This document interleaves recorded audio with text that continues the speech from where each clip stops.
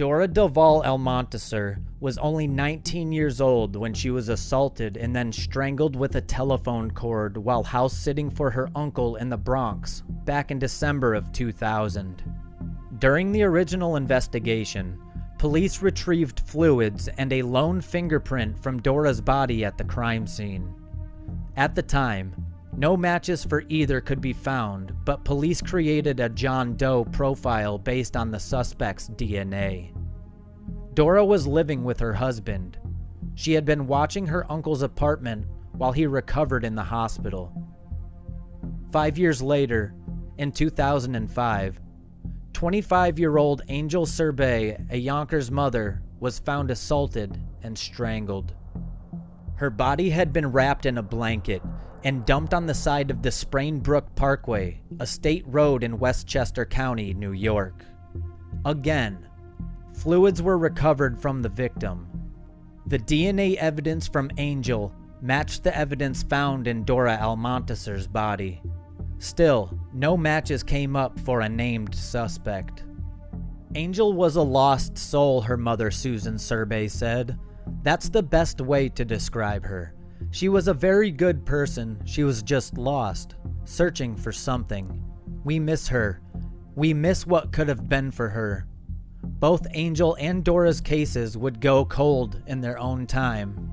Then, in November of 2017, 41-year-old Christopher Gonzalez was arrested after a Bronx detective reopened Dora's case and reran the fingerprints. Gonzalez was a married man and a Toys R Us employee who had been arrested just 8 months before by the Collier County Sheriff's Office for driving without a license. In May of 2019, Gonzalez was indicted in Winchester County for taking Angel's life. While in the Empire State, Gonzalez lived mere blocks away from both Angel and Dora. He pleaded not guilty to the charges and maintained his innocence for years. Then finally, in 2023, he had a change of heart. He admitted to committing both brutal crimes. Gonzalez received 2 concurrent sentences of 20 years to life in prison. Oh, it was a miracle, Dora's mother said. Finally, he decided to plead guilty. I prayed day and night, and finally God heard my prayers.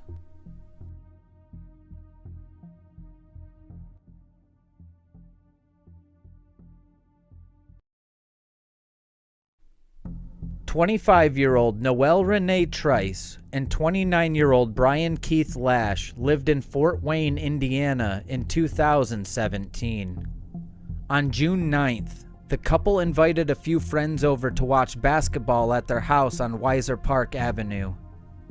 Then, during late morning hours of June 10th, 2017, a person who attended the party the night before discovered Noele and Bryan's body inside of their home. Officers responded to the scene and found blood throughout the residence. Investigators spoke with family members who told police about the small gathering the couple had the night before their lives were taken. Investigators compiled a list of all the guests and they interviewed them. They learned the real reason they were there was not to watch the basketball game and to eat some barbecue, but to buy marijuana from Noele. Apparently, Noele was quite known for selling high-grade marijuana for thousands of dollars per pound. Investigators were not able to link any of the guests to the crimes, and the case went cold for some time. Even though the case went cold, developments still trickled in. In July of 2018, a witness told police about another man that was at the party named Dustin Neal. The witness said Neal called him around 8 a.m. the morning after the party, roughly 2 hours before the victims' bodies were found. Neal was trying to quickly sell 1 to 2 pounds of marijuana to the witness. The witness told police they found it strange, as Neal was out of money at the time. In July of 2022, another witness came forward and told police that Dustin Neal's half-brother told them that Neal was responsible for what happened to Noele and Bryan. Police followed up with the half-brother in October of 2022. The half-brother said he heard Neil was bragging about taking Noele and Bryan's life. The half-brother told police what Neil had told him. Apparently, Neil entered the couple's home through a window, thinking no one was home. His plan was to steal their marijuana. He then saw Bryan and fatally stabbed him. Neil then did the same with Noele. Also, in October of 2022, yet another witness came forward. This witness also claimed that they talked to Neil about the crime. Neil told them that he was responsible for taking the lives of 5 different people. Later, in October of 2022, police and a special agent with the FBI analyzed Neil's cell phone. They found that Neil's phone pinged off cellular towers that would have placed him at a friend's house at 3 a.m. and then back at the scene of the crime somewhere between 6:20 a.m. and 7:04 a.m. In multiple interviews with police, however, Neil said he never went back after leaving Noele and Bryan's house around midnight.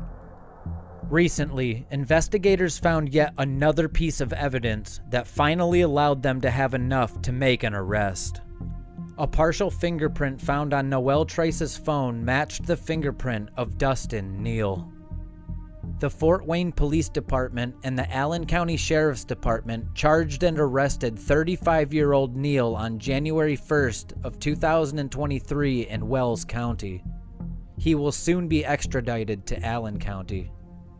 Fort Wayne Police Department Detective Bryan Martin had this to say: "We're obviously very pleased with the fact that we are able to bring a conclusion to this case with the arrest of Dustin Neal. Dustin Neal was very familiar to myself and one of the original investigators that I worked with, and Dustin Neal, for lack of better terms, was very much on our radar."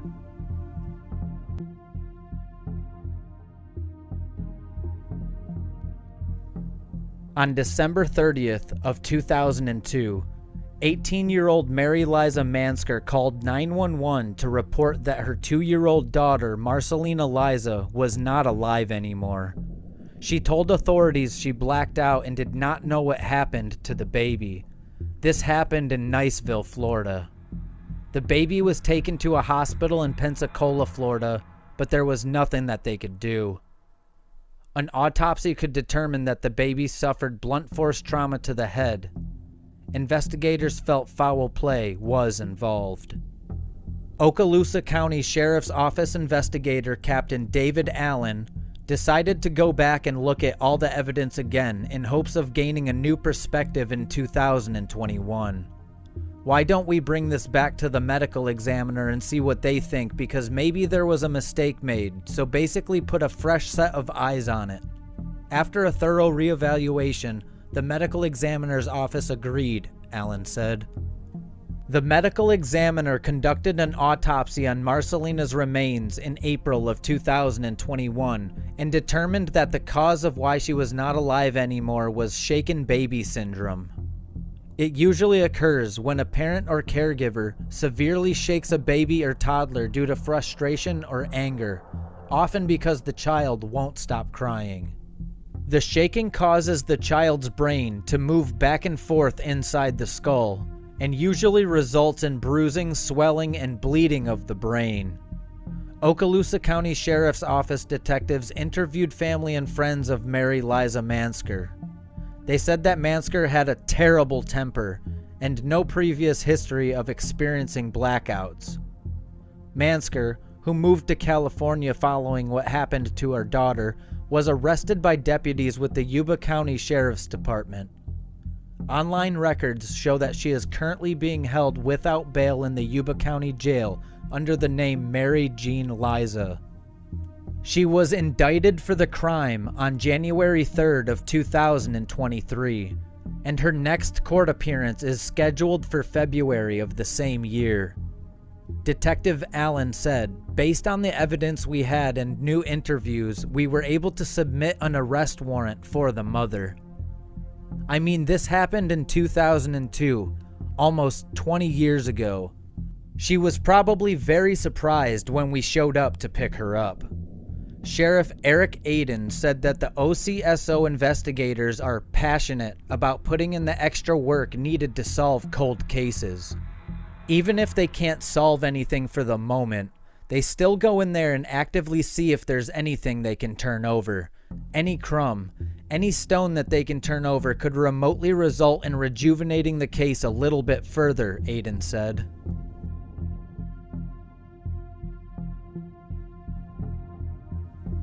"23-year-old James Michael Wright lived in Mendota, Virginia in 2019. He worked at a carnival called Pony Express. On February 28th of 2019, Wright fatally shot 22-year-old Elizabeth Marie Vanmeter of Carter County, Tennessee. He met her at the carnival and lured her to his property in Virginia. Elizabeth was cognitively disabled with the mental capacity of a 13-year-old.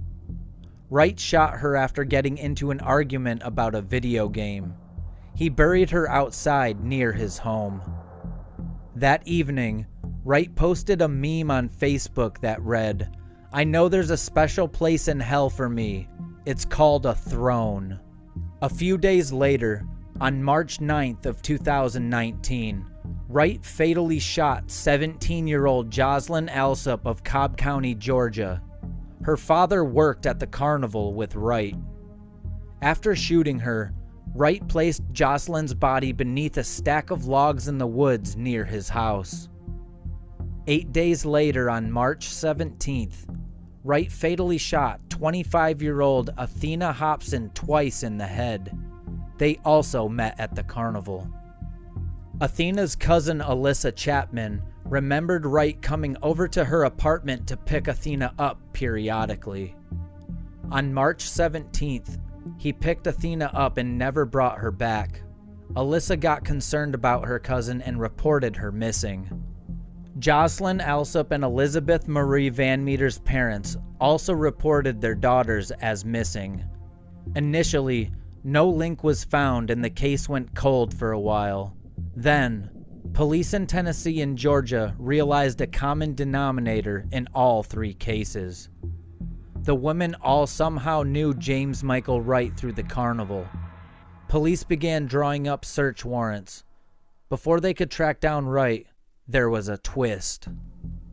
On the morning of March 19th, Wright veered over the center line and collided headfirst with a school bus, contorting his silver Chevy pickup truck into a collection of scrap metal. The kids were all right, but Wright had to be airlifted to the hospital for a broken leg, hip, and arm. He was then wheelchair bound and told his Facebook followers, and thoughts and prayers poured in from his friends and family. But amid all the sympathy, one comment stood out for its desperation, from a father searching frantically for his daughter. "Have you seen Athena?" he wrote. "She is missing. People say she was with you. This is her dad."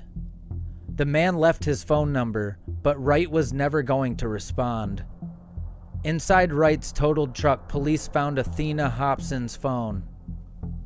On his property, they found the bodies of Elizabeth Marie Vanmeter and Jocelyn Alsup. They were not able to find Athena Hopson's body.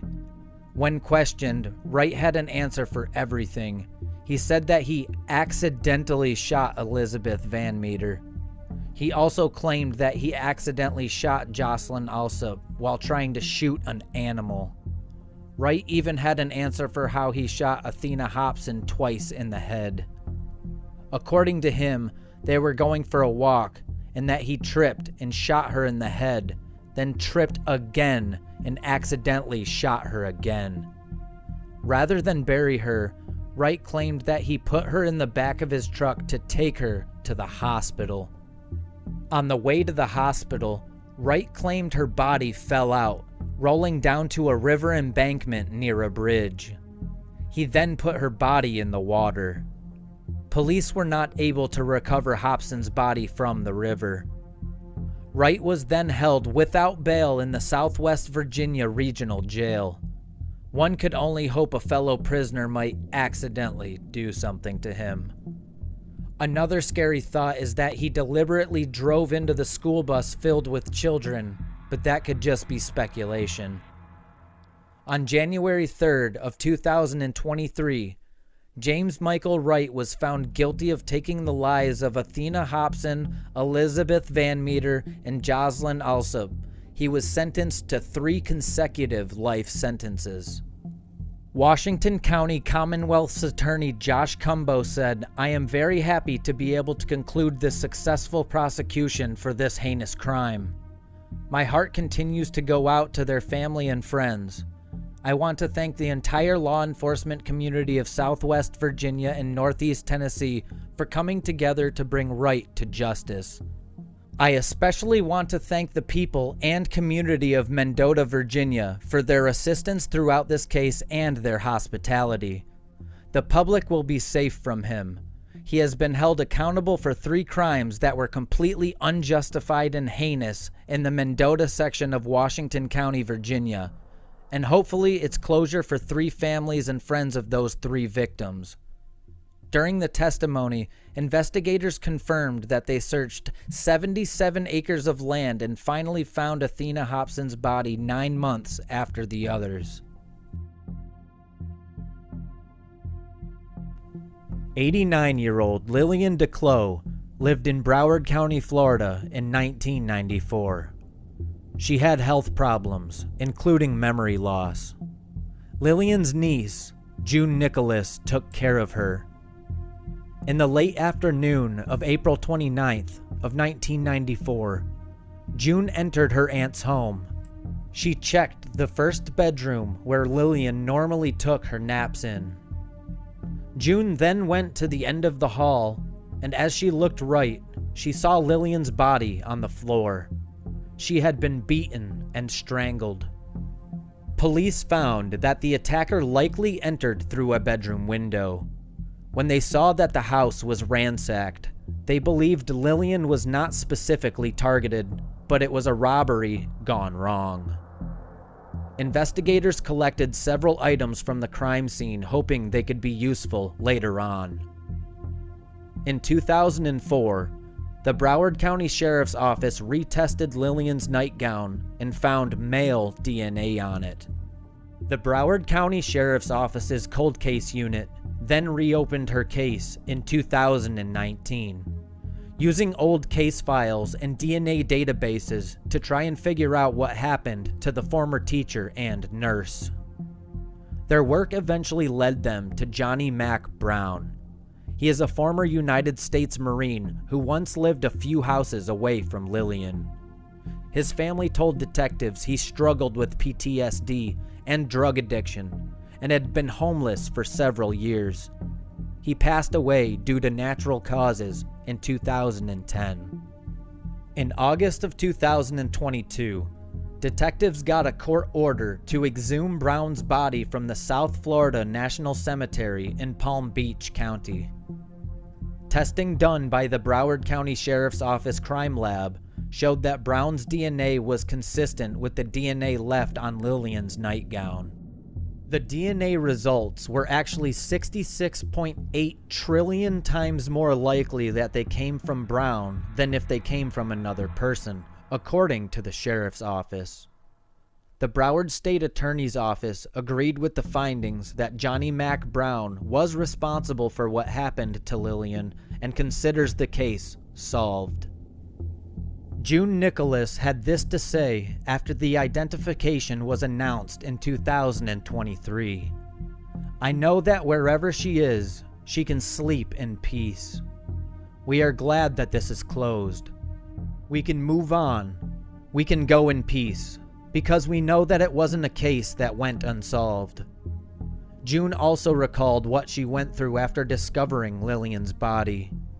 "You know, I called Auntie. Where are you?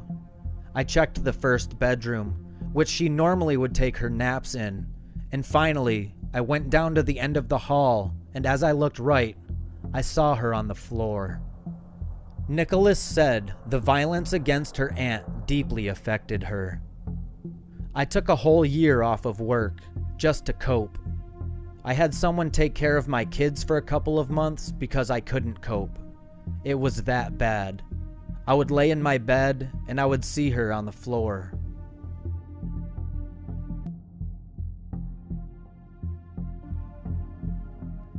"35-year-old Deanna Denise Howland lived in Alton, Illinois in 2004. She was a mother of 4 who lived a transient life and battled drug addiction. Most of her children, from various fathers, never even knew her. In May of 2004, Deanna went missing. A month later, in June, a woman's remains were found dismembered at a Missouri rest stop. The discovery was made on June 28, 2004, by maintenance workers down a slope at a rest stop off Interstate 70 in Warren County, Missouri. The woman's hands, legs, and head had been removed. She was found wearing only a black bra. Police noted at the time that her body had not decomposed, meaning her life was likely taken just hours before. A knife in a nearby sewer was also recovered from the crime scene. There were a handful of other clues. Witnesses told police they saw a white utility van in the area the day before the torso was found. A series of scars showed that the woman had undergone an appendectomy and a cesarean section at some point in her life. Unfortunately, investigators were not able to identify the woman and the case went cold. In 2016, Missouri Crime Lab experts asked relatives of missing females who matched the description of the unknown woman to submit their DNA samples to see if there's any matches. 3 of Deanna Howland's children submitted their DNA. A match was then made. The children were informed that the woman whose torso was found at the Missouri rest stop was their missing mother. The question that remained was who took her life. It would be a few more years before that question could be answered. In 2019, investigators could start making use of genetic genealogy. DNA on the torso and the knife was tested. Finally, in 2022, DNA testing led investigators to Mike Clardy. Officers with the Maryland Heights Police Department questioned him. Clardy then confessed to taking Deanna Howland's life. He said that he spread her remains through St. Louis and Warren counties. He also said that he took her life because of a disagreement. On January 12th of 2023, a press conference was held in St. Louis, Missouri, where investigators announced that 63-year-old Mike Anthony Clardy was arrested in connection with Deanna's case. Deanna's daughter, Ashley Kinnear, had this to say at the press conference. "I want to say thank you to everybody. I'm very shocked and impressed at how many people are here, and how many people want to know, and how many people are invested in this story because I always have been, and it's always been, my mom. And I knew that you know something had happened. I knew she just didn't decide to get rid of us. And to me, to know that there's that many other people that care, that believe that as well, and that are as interested in getting that side out, not just saying, you know, she was a body part found. They're also interested in who she was, and how our life would have been different if we would have had a mom there to help teach us things that moms are supposed to teach their kids." Clardy is currently being detained on a cash bond of $1 million in Warren County. As Deanna's head and limbs were never recovered, it is hoped that Clardy could take investigators to the area where he disposed of her. 81-year-old Wilomeana Filkins lived in East Greenbush, New York in 1994. She went by the name Violet. Violet lived alone and was well liked by her neighbors. She never married and did not have children. As a retiree from the Department of Education, she was an avid gardener and volunteer. She lived in East Greenbush for 60 years after growing up in Rensselaer with 7 sisters and 1 brother. On August 19th of 1994, Violet's brother and niece went up to her apartment after they were unable to reach her. There, they discovered her body. An autopsy concluded that her life was taken 2 days before she was found. Violet suffered multiple blows to the head. Investigators collected forensic evidence from the crime scene and stored it to be used later. It was declared a robbery gone wrong after it was discovered that Violet's car had been stolen on the same day her life was taken and then later returned. In 2019, a woman contacted the police with a very valuable tip. She watched a true crime show where Violet's case was mentioned. The woman then recalled a former boyfriend that broke down, telling her a story of him robbing a woman and hitting her. The woman thought that her former boyfriend might be responsible for what happened to Violet. The former boyfriend is Jeremiah Guyette. He was 17 years old when the crime took place. Guyette served in the Air Force in Florida and later on became a bus driver for elderly people in New York. On October 1st of 2019, East Greenbush Police Detective Sergeant Michael Guadagnino interviewed Guyette. Guyette became defensive and visibly upset. He declined to talk with authorities without a lawyer.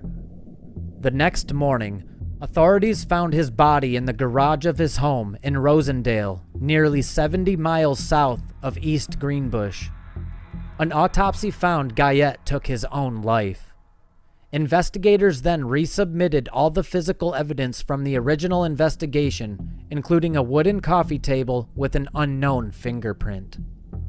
While investigators were waiting for results to come back, one of Guyette's family members contacted them. The family member said that on the day investigators interviewed Guyette, he contacted them. Guyette called the family member in a panic, saying that he did not want to go to prison.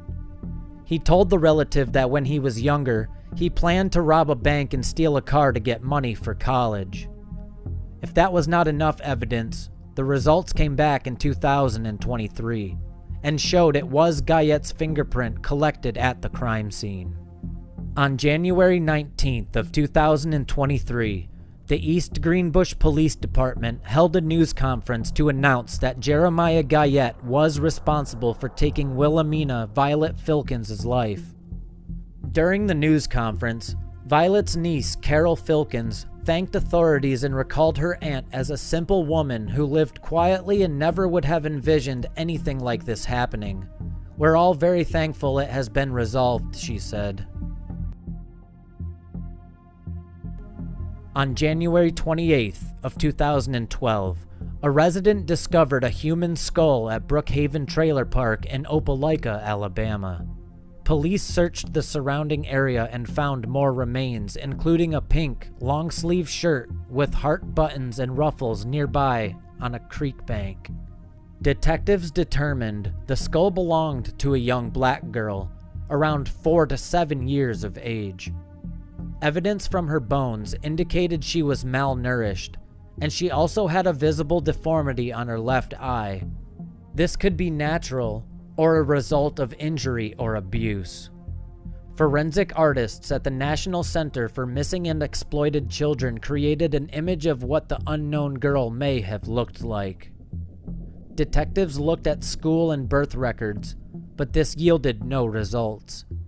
After not being identified, she was named the Opelika Jane Doe. In September of 2016, a former vacation Bible school teacher at the Greater Peace Church in Opelika provided photos of a child who resembled the unknown girl that were taken in the summer of 2011. She would have been 4 to 5 years old. The teacher said that she had a slightly unkempt appearance and was not very clean. She had trouble communicating with other children and was quiet and stayed to herself. The teacher did not remember her name, and the church did not formally register children, so there were no records. The church was located 10 minutes from where the remains were found. Police used software to enhance the images, hoping someone in the public would recognize the girl. Recently, the Opelika Police Department teamed up with Othram Laboratories to use advanced DNA testing and investigative genetic genealogy to identify the Jane Doe. In January of 2022, Opelika Jane Doe's remains were sent to Othram's laboratory in the Woodlands, Texas. A DNA extract from the remains was used to build a comprehensive genealogical profile, which was uploaded to the genealogical database. The Opelika Police Department asked Barbara Ray Venter, known for helping police in identifying people, to produce investigative leads, which were then returned to investigators. Then, in January of 2023, Othram confirmed that Opelika Jane Doe has been identified as Amore Javea Wiggins. They said that in October of 2022, 50-year-old Lamar Vickerstaff was identified as Amore's father. He was born and raised in Opelika, Alabama before he enlisted in the U.S. Navy. He also spent time in Virginia, Hawaii, and Florida. In December of 2022, Opelika detectives traveled to Mayport Naval Station in Jacksonville, where Vickerstaff was stationed at the time, to notify him. Vickerstaff's wife, Ruth, to whom he has been married to since May of 2006, told detectives that she did not know who Vickerstaff's daughter was or who her mother was. Barbara Ray Venter identified the biological mother to be Sherry Wiggins, who resided in Maryland. In December of 2022, aged 37, she confirmed she was the biological mother of Amore. Wiggins was a native of Norfolk, Virginia, and provided documentation showing that the Vickerstaffs obtained legal and physical custody of her daughter in 2009. At that time, her visitation with Amore was suspended. She also provided documents showing that she had continuously paid child support to Vickerstaff since 2009. On January 17, 2023, Lamar and Ruth Vickerstaff were arrested in Jacksonville, Florida. Lamar was charged with taking Amore's life, and his wife was arrested for failure to report a missing child. They are currently being held at the Jacksonville Sheriff's Office pending extradition to Lee County, Alabama. Detectives reached out to the school boards and pediatric clinics in several states where the Vickerstaffs resided and determined that Amore was never enrolled in school, nor was she reported a missing person.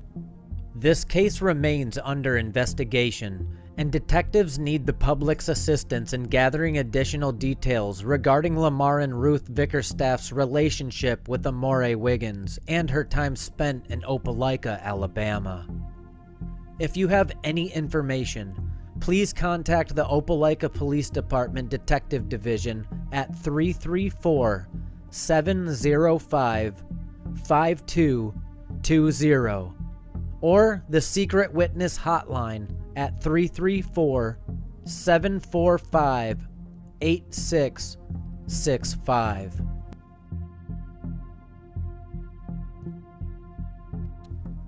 "57-year-old Sarah Roberts and her daughter, 25-year-old Sharon Roberts, were found strangled inside their Harlem, New York City apartment in 1994. A home care attendant, hired to assist Sharon, who had developmental disabilities, found both women deceased upon entering the apartment. The front door was unlocked, with no sign of forced entry. Sarah Roberts was found on her bed, and her daughter was on the floor with a wool stocking wrapped around her neck. A cassette video recorder and several $100s in cash were stolen. Investigators collected forensic evidence from the crime scene. Recently, with advances in DNA technology, investigators were able to create a DNA profile of the culprit thanks to DNA found under the victim's fingernails and cigarette butts left at the crime scene. This led them to 64-year-old Larry Atkinson. Atkinson dated the home health care aide that cared for Sharon. He is still with her to this day. Atkinson also lived in the same building as Sharon and Sarah. He is a career criminal and has a total of 28 prior arrests and served prison time on 5 separate state convictions.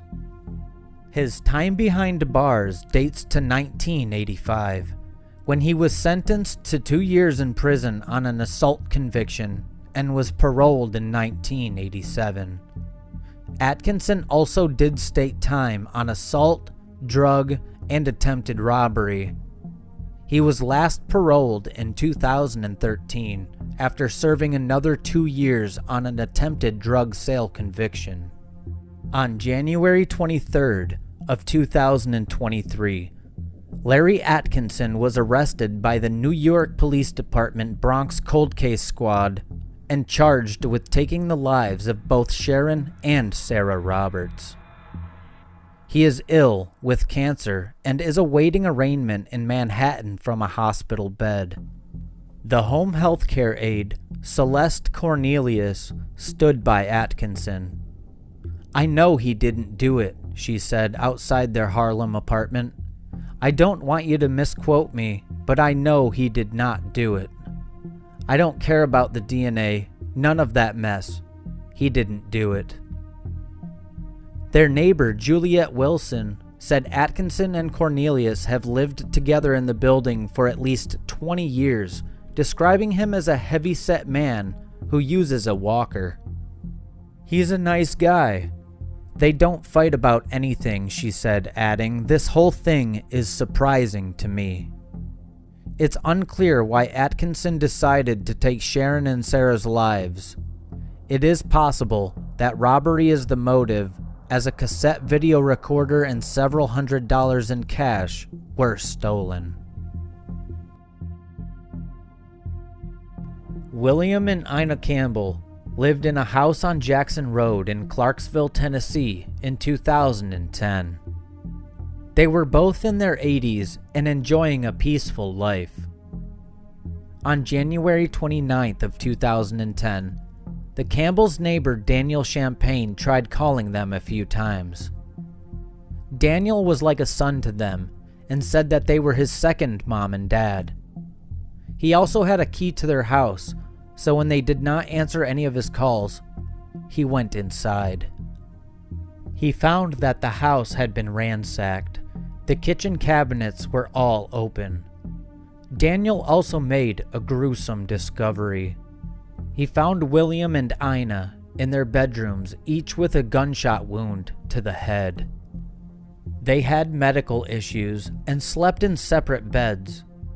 Ina still had her oxygen tube inside her nose when he found her. It was determined that their lives were taken while they were sleeping.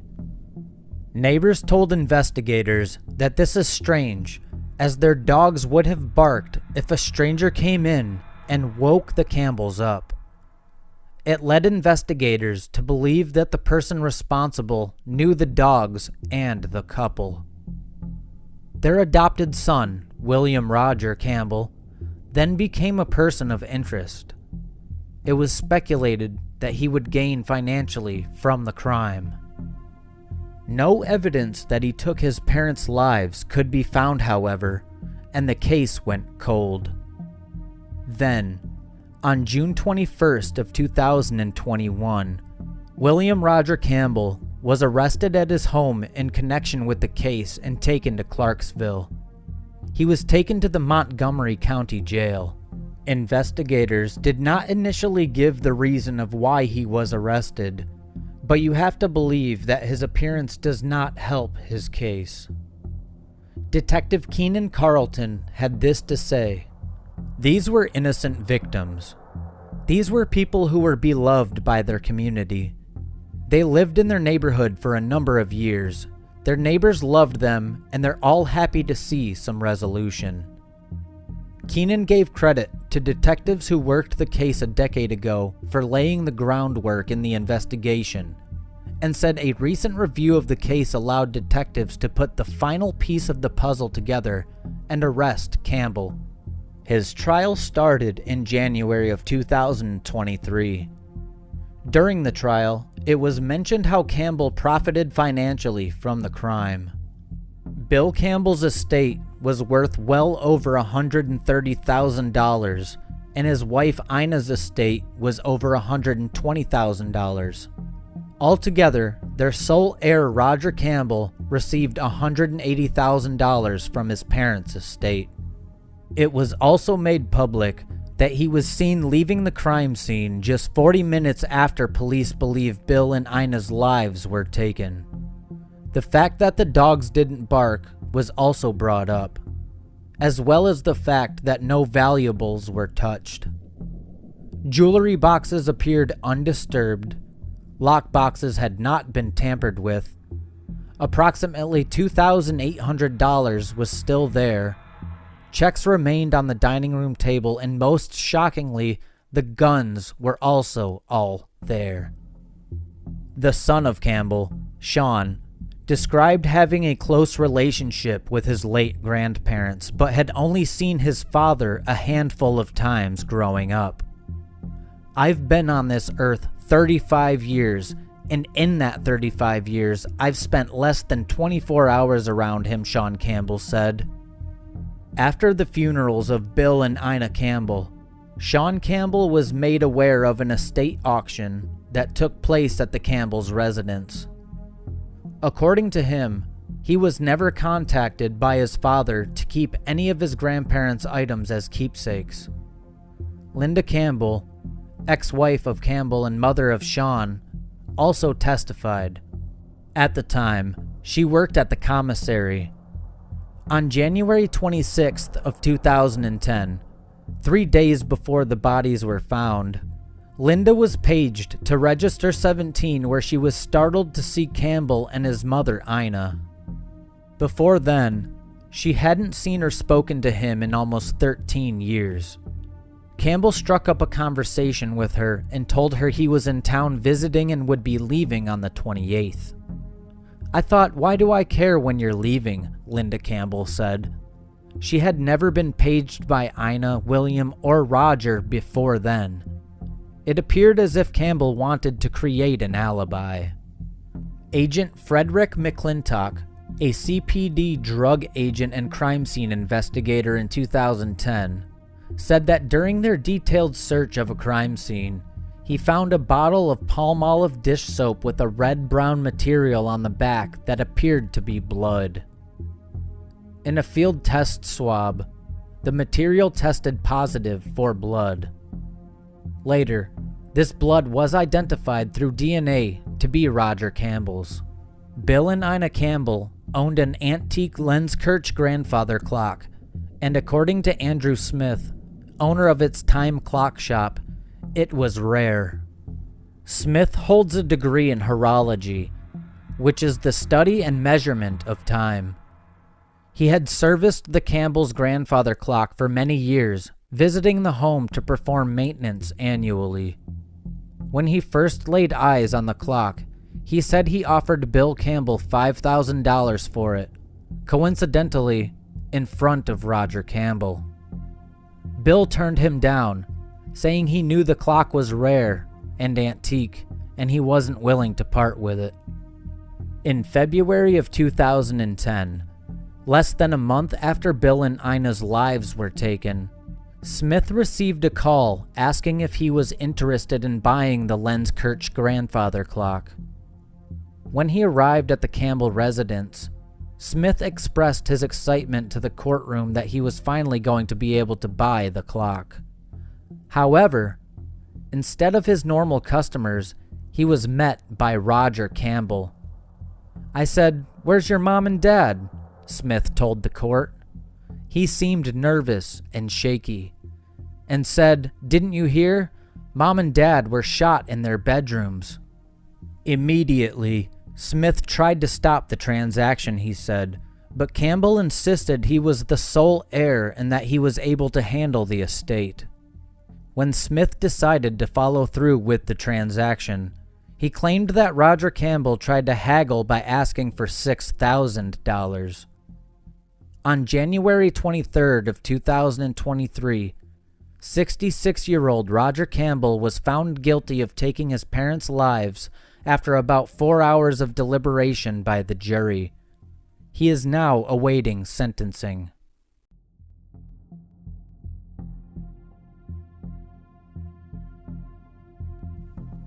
On August 12th of 1986, a woman's body was found in a swamp in Green Bay, Wisconsin. The woman had been assaulted and strangled. She was quickly identified as 22-year-old Lisa Holstead. Lisa had a 5-year-old son named Jeremy. Investigators collected a DNA sample from her body belonging to the person that took her life. Other than the DNA sample, investigators did not have much to go on, and the case went cold. In 2018, a DNA profile could be created for the sample. Green Bay investigators then sent the profile to a DNA testing company. The company made use of genetic genealogy to create a list of relatives of the suspect. Investigators were then able to narrow it down until they finally found a man who they believed was responsible. Green Bay Police Detective David Graff described the process as basically doing a family tree in reverse. Even though investigators were sure they identified the man they were looking for, they had to be 100% sure. On September 15th of 2020, investigators collected beer cans and cigarettes that were used by the suspect. These items were then sent for DNA testing. The results of these tests confirmed that this man's DNA matched the DNA that was found at the crime scene. His name is Lou Griffin. He has a long history of violence against women and children. Griffin was arrested in 1981 for an unrelated crime. This was unfortunately before police started collecting DNA. In 1986, when he took Lisa's life, he was in the Green Bay area because he was out on parole. On October of 2020, 65-year-old Griffin was arrested for what he did to Lisa. He was taken to the Brown County Jail. Lisa's son, Jeremy, who was just 5 years old when his mother's life was taken, had this to say about the arrest. "I just want closure. It's the same thing the whole family wanted for the last 34 years. I wish my grandma was alive to be able to see this. Sometimes I'm happy. Sometimes, I get a little more sad. I don't really know how to explain it," he says. "You don't want to get your hopes way up high to have them come crashing down, but I feel pretty good overall about it." Unfortunately, Lisa's mother passed away a few years ago, never learning who took her daughter's life. The judge set a cash bond of $1 million.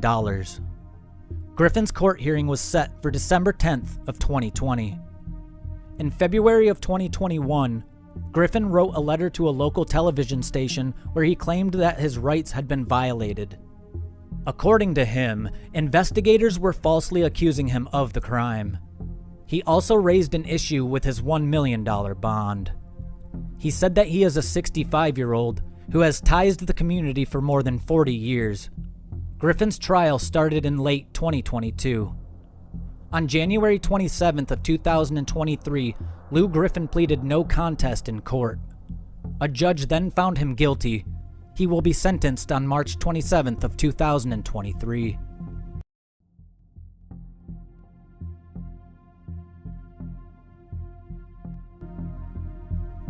12-year-old Brad Bellino lived in Youngstown, Ohio in 1972.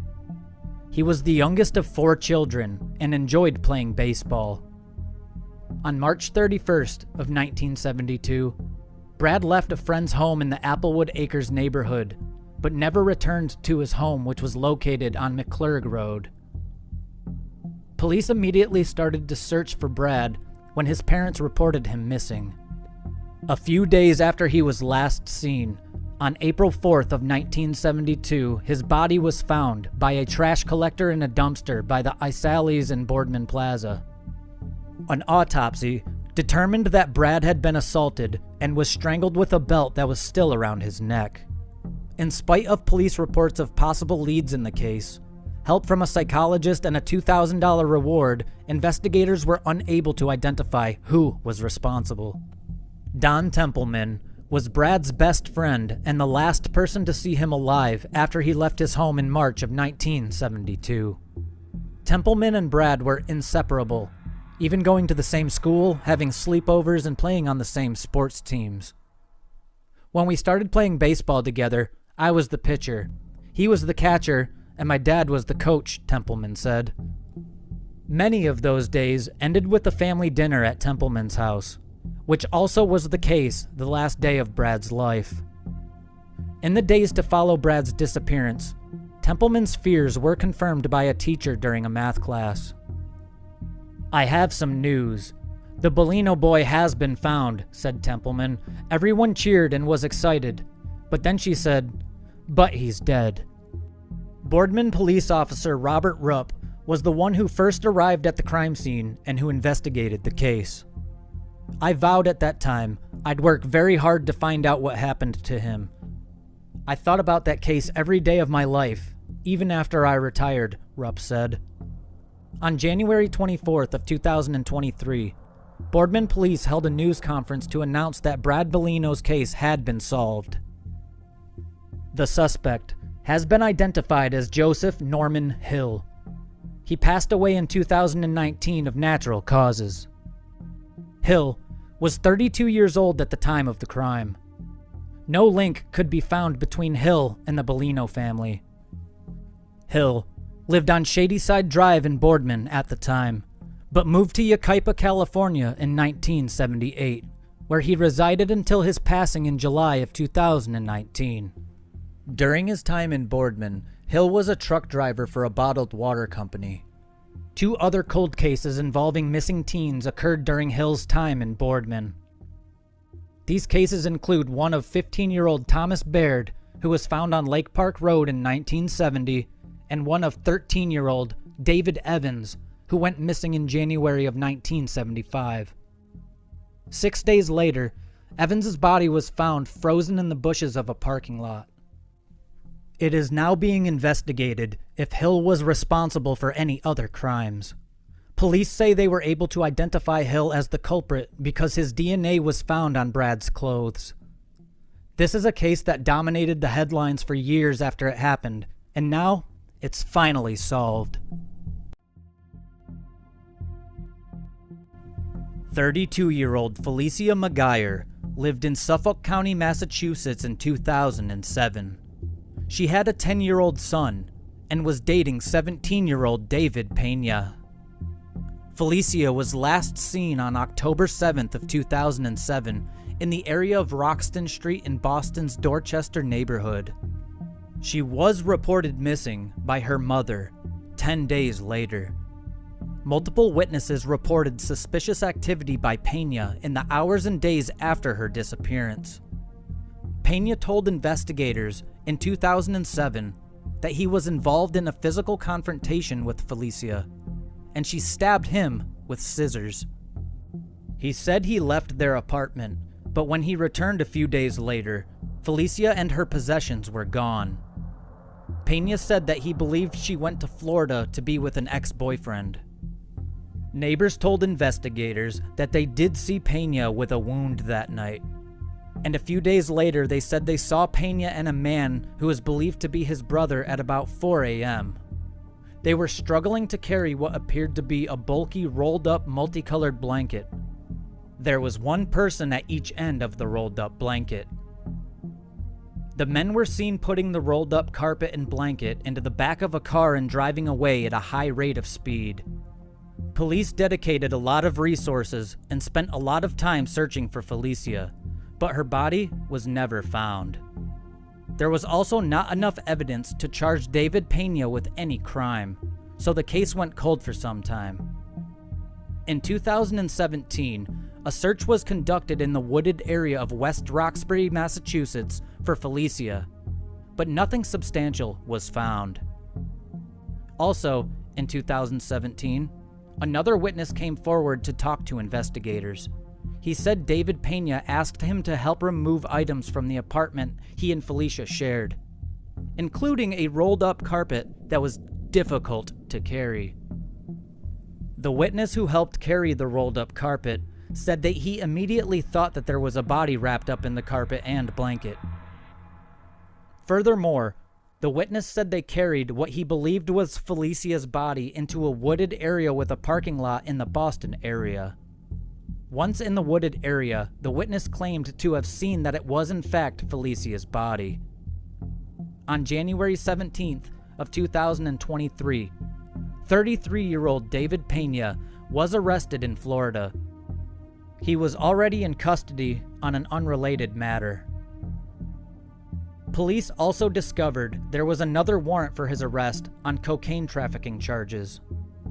District Attorney Kevin Hayden had this to say: "Information leading to Pena's arrest was developed through interviews conducted since Felicia McGuyer's disappearance, with the latest taking place in March of 2022. Pena is currently in a Dorchester prison in Massachusetts.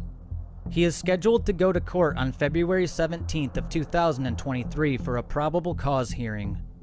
Felicia's family members were in court for his arraignment but did not comment on Pena's arrest. We haven't talked in 15 years. We're not going to talk today. There's a reason for that."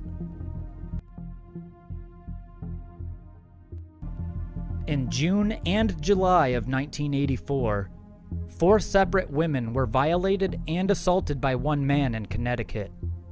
The 4 victims were never publicly named and only became known as Jane Doe 1, 2, 3, and 4. All 4 victims reported being blindfolded and assaulted inside their homes by an unidentified assailant. All of them reported their attacker rummaging through their personal belongings, eating food from their refrigerators, and leaving faucets running. Investigators linked the 4 crimes because the DNA collected at the crime scenes belonging to the suspect showed that only one man was responsible. Unfortunately, DNA was not advanced enough back in 1984 to identify this unknown assailant. The crimes took place in Windsor, Bloomfield, Middletown, and Rocky Hill, Connecticut. Over the years, leads dried up or failed to materialize as detectives tirelessly hunted down any clues as to who could have been behind the crimes. Investigators caught a break in 2020 when DNA technology implicated Michael Sharp in the cold cases. DNA evidence collected from crime scenes, including linens, laundry clothes, and towels, ultimately matched Sharp and tied him to the crime scenes. DNA recovered from his trash by investigators proved that he was indeed responsible. In November of 2020, 69-year-old Michael Marion Sharp of Marlborough, Connecticut, was arrested. With this arrest, the victims of these crimes who have waited more than 3 decades to see their attacker brought to justice now know he will be held accountable for his crimes, Chief State's Attorney Richard Colangelo said in a statement. Turning to forensic genetic genealogy as a possible breakthrough for unsolved cases shows that the cold case unit's investigators never forget the victims of these crimes. Supervisory Assistant State's Attorney John F. Fahey, head of the cold case unit, said in a statement after Sharp was arrested. Sharp was once a chief executive officer of a group that ran the Jamoki Academy, a tuition-free charter school in Hartford. Sharp's trial began in November of 2022 in the Hartford Superior Court. 3 of the women were in the courtroom, while the 4th took part via video conference. All 4 testified about being attacked in their bedrooms in the middle of the night and how they suffered lifelong trauma. Relatives of Sharp also testified and asked Judge Frank Diodabo for leniency. Police said they were led to Sharp in 2020 because his relatives had given DNA samples to the GED Match website. DNA samples taken from trash outside Sharp's home and later from his cheeks matched the DNA found at the crime scenes. Forensic experts told the jury that there was a 1 in 7 billion chance that the DNA belonged to somebody else other than Sharp. The first victim, a 25-year-old woman living at an apartment in Bloomfield, reported she'd been burglarized and assaulted by a male perpetrator on June 3rd of 1984. She told law enforcement she'd been sleeping in her bedroom when Sharp entered her dwelling. The intruder placed his hand over my mouth and told me not to scream or he would shoot me and my roommate. Sharp was convicted on all 8 kidnapping charges that had been brought against him after a 5-day trial, where a state jury in Hartford deliberated for less than 1 hour before delivering their unanimous verdict. He could not be charged with assault because there was a 5-year statute of limitations at the time. Kidnapping charges, though, have no such limit. Sharp then apologized to the women, but he said that he has memory problems and had no recollection of the crimes. "I don't know what happened. I don't know. But I'm so sorry," he said. "You deserve so much better. No one should ever come into your home and violate you. If I was this person, if I was this monster, I hope that he is dead inside of me after that 2 months of my life." On January 9th of 2023, 71-year-old Sharp received a 72-year sentence for his role. Judge Frank M. Diodabo, who handed down the sentence in a Hartford courtroom, imposed a minimum of 40 years behind bars. The judge compared the pain Sharp's victims endured to lifelong sentences. The 4 women would forever be haunted by the agonizing trauma he inflicted. The judge described Sharp as a predator. "You fit that definition," said the judge in court. "A person who ruthlessly exploits others." Today's sentencing shows that years of hard work and collaboration among multiple agencies in the pursuit of justice can finally lead to a successful result, Chief State's Attorney Patrick Griffin said. The investigators and prosecutors in the Cold Case Unit never give up on these difficult cases and look to the latest advances in forensic science and other technologies to help solve them. Our hope is that this prison sentence brings some measure of peace to all the brave women who testified at the trial. Sharp had this to say after the sentencing. "I just don't know how I could have possibly done something so monstrous," Sharp told his victims. Sharp had indicated he'd vowed to leave it up to the jury to determine whether I'm this monster. "And they said I was," Sharp added. "And so I'm going to have to live by that." 50-year-old Tammy Sellers Howland lived in Randolph County, North Carolina in 2014. She worked as a waitress at Elizabeth's Pizza on Liberty Drive in Thomasville for over a decade. Tammy lived alone in a mobile home on Laughlin Hill Road. On October 28th of 2014, after noticing her car was still in the driveway when she normally would be at work, neighbors went to check on Tammy. There was no immediate response. When neighbors later returned to the house, a dog appeared in the window, which caused the curtains to move. Neighbors then spotted Tammy on the floor and called 911 just after 2 a.m. Officers who arrived on the scene confirmed that Tammy was not alive anymore. The autopsy revealed that she had been stabbed multiple times. Detectives interviewed the neighbors and collected forensic evidence from the crime scene. Unfortunately, no useful leads presented themselves and the case went cold. Co-workers and hundreds of customers who Tammy served throughout the years said that her not being there anymore was a loss that left a hole in the restaurant and a hole in their hearts. The community put together a memorial for her. The front counter was filled with pictures and displayed an apron belonging to Tammy.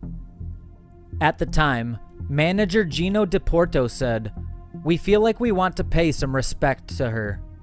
We want to make sure everybody knows we miss her." DePorto added that Tammy was a great, great person who was like family. She was here every day, happy, had a good personality and never got mad. Always respected everybody. Loved the cooks in the back. Always worked together with the cooks and never took a day off unless she was sick. On February 7th of 2023, 50-year-old Roy Lee White was arrested on charges of a felony accessory. It was determined by detectives of the Randolph County Sheriff's Office that White's wife, Florence Elizabeth Keene, was responsible for taking Tammy's life. Keene and White lived near Tammy. Florence Keene passed away in 2018. White gave investigators a detailed breakdown of how Keene committed the crime and how he helped. Unfortunately, details have not been made public regarding a motive and what led investigators to Keene and White. Roy White is currently in the Randolph County Detention Center and was given a $60,000 bond and is awaiting his first appearance in court. Sonia Carmen Herrick Stone was a 30-year-old single mother living with her 4-year-old daughter in Monterey County, California in 1981. She worked as a merchandiser and sales representative for Levi Strauss & Company. On October 15th of 1981, a friend of Sonia, Caroline McBride, knocked on her front door. When Sonia didn't answer, McBride made her way inside. It was then that she found Sonia's partially clothed body sprawled on the floor of the living room. She had been strangled with a pair of pantyhose.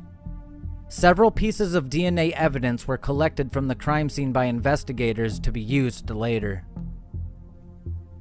Investigators decided to make a timeline of the crime. They believed her life was taken while her young daughter was at school. It was around noon when her body was found. Soon after the crime took place, a man told investigators that he had a friend who admitted to being inside Sonia's house the morning that her life was taken. The friend's name is Michael Glazebrook, Sonia's neighbor. A day after the crime occurred, investigators decided to interview him. They saw that he had a scratch on his face and was extremely nervous. On December 18th of 1981, he was arrested in connection to the case. In 1983, he was tried, but the jury could not agree on his innocence or guilt. Prosecutors dropped the case following a mistrial. In the early 1980s, DNA evidence was a long way off. Blood was found under Sonia's fingernails, but lab technicians could only tell that it did not belong to her. In 2020, investigators decided to re-examine the case.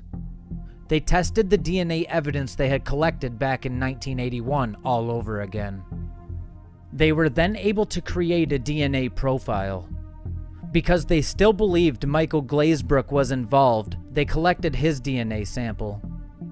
After some more testing, it was confirmed that Michael Glazebrook is responsible for taking the life of Sonia. 65-year-old Glazebrook was arrested at his home in Seaside, California in August of 2021. He worked as a school bus driver, which is just absolutely terrifying. Glazebrook found himself in the Monterey County Jail, where he was held in lieu of bail set at $1 million. Michael Glazebrook was convicted of the crime on February 8th of 2023. He is scheduled for sentencing on April 26th, when he faces a sentence of life in prison without the possibility of parole.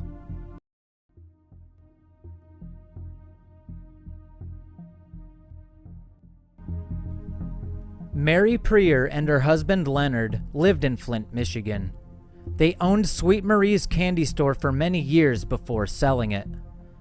They then moved to Lennon, Michigan to retire. In 1990, Leonard passed away. In the years since his passing, Mary became a fixture in the small village. She was a devout Catholic and often attended church functions. Lennon residents remember seeing her walk from home to the town diner for lunch and dinner most days. On February 27th of 1997, Michigan State Police K-9 teams taking part in training in the area found 88-year-old Mary's body in a wooded area near her residence. She had been beaten, strangled, and assaulted. It was a crime that shocked the small Lennon community.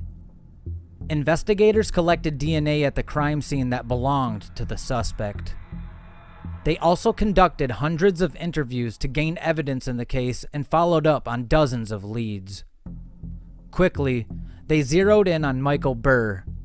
He lived in a residence a short walk from Mary's house. He was in the 11th grade at the time. Investigators took his DNA sample so it could be stored, as DNA was not advanced enough at the time to confirm that his DNA matched what was found at the crime scene. Unfortunately, investigators could not gather enough evidence to meet the probable cause standard necessary to charge him in connection with the case. Recently, the Genesee County Police Department partnered up with the Michigan State Police Crime Lab to finally help solve the case. In November of 2021, they were able to match the DNA found at the scene to that of Michael Burr. Genesee County Prosecutor David Layton said that DNA evidence shows 1 in 1.9 octillion chance that Michael was not responsible for what happened to Mary. Ultimately, what we want here is closure for the victim's family, he said. We want closure because when you lose a loved one in such a brutal manner, it never goes away from your mind. You never have a peaceful day when you can stop thinking about it. Michael Burr was then held in the Genesee County Jail without bond. He had a probable cause hearing in Genesee County District Court on November 24th of 2021, where prosecutors laid out the evidence against him. This case was wrapped up on February 3rd of 2023, when Michael Burr was sentenced to 10 to 20 years in prison. Genesee County Sheriff Chris Swanson had this to say after the sentencing. Although Mary was not related to me by blood, my family grew up with her. I was assigned this case as a young detective sergeant, and 21 years later, here we are. When you see people come forward and allow families to have answers to questions, especially in such a violent case like this is why we clip the heels and take the oath. This is why we become police officers and investigators, he added. Although I don't have the same relationship that the family behind me has with Mary, Mary's my family and it's a great day. 82-year-old Opal Weil lived in Pinellas County, Florida in 1987. She lived alone near her brother and sister-in-law and was visited often by family. Therefore, it was unusual when Opal did not pick up the phone the morning of February 9th of 1987, after her sister-in-law had called her. Believing Opal was out for a routine walk, the sister-in-law called her every 5 minutes. Still, no answer. The sister-in-law dropped by, discovering that the kitchen nightlight was still on, which was odd because Opal routinely turned it off when she woke up by 6 a.m. Then the sister-in-law found a window pane that had been removed from a door leading into the room. It was leaning against an exterior wall. Inside, the sister-in-law made a tragic discovery. Opal's body in a bedroom. She had blood around her mouth, bruising to her face, and ligature marks around her neck. Investigators, who arrived at the crime scene, discovered that a ground wire for a telephone line was cut, though it did not disrupt the service. There were no fingerprints on the window pane, but there were leather or glove marks, and also scratch marks and pry marks were on the Florida room door near the latch. Investigators determined that several drawers appeared to have been hastily searched, with boxes being partially left open. That included a jewelry box left with the lid off and felt lining partially out of the box, and items including Opal's wedding ring were stolen. Hairs from the person investigators believed to be the suspect were recovered from Opal's home. Though investigators managed to develop a partial DNA profile, they did not get a match until after cold case detectives in December 2020 asked the Florida Department of Law Enforcement and Parabon Nanolabs to test again. Dr. Ellen Graytack, who works for Parabon, had this to say about the process. What we are able to do with that data is to put it into a genetic genealogy database, and places where people have chosen to put their DNA data and opted into a law enforcement matching. Our genealogists are able to build family trees and then go back in time because we know that sometime in the past they must have shared ancestors, so the trick is finding them. So you build those family trees back and find those ancestors and then look forward to see who is living now. Parabon managed to track down 3 brothers as potential suspects. Detectives ruled out 2, including one who is deceased. That left Mississippi man Michael Lipnowski. Detectives began an undercover operation to confirm a forensic match, including collecting discarded red coffee straws and a restaurant spoon with Lipnowski's DNA, which matched the profile from the hairs at Opal's home. They were able to collect the restaurant spoon with the help of a Bay St. Louis Police Department detective who owned a restaurant and personally knew the suspect. As a part of the plan, he set up a local promotion offering a free meal, thanking local customers, and promoting the restaurant to residents. Investigators lured Lipnowski there with a flyer, and accordingly, they got a spoon and fork that he used. Lipnowski lived less than half a mile from Opal at the time of the crime in 1987. Speaking to investigators, Lipnowski denied being near her home during the time frame. He denied recognizing Opal, seeing her, talking to her, or being at her home. 55-year-old Michael Lipnowski Jr. was arrested in Mississippi on January 26th of 2023 and charged with taking Opal Weil's life. Dr. Joseph Seo is a professor of criminal justice at St. Leo University and said it's possible Lipnowski committed other crimes. He said detectives will now likely look here and across the country at other locations where Lipnowski has lived to see if he can be connected to other crimes. Connecting them isn't that difficult if you understand what you are looking for. Look for similarities that are not normal or natural, Seo said. In 1987, 4 days after Opal Weil's body was discovered in her home, Eleanor Swift's life was taken. 9 days later, 86-year-old Maria Els was attacked, but she survived. Detectives at the time thought the cases were connected.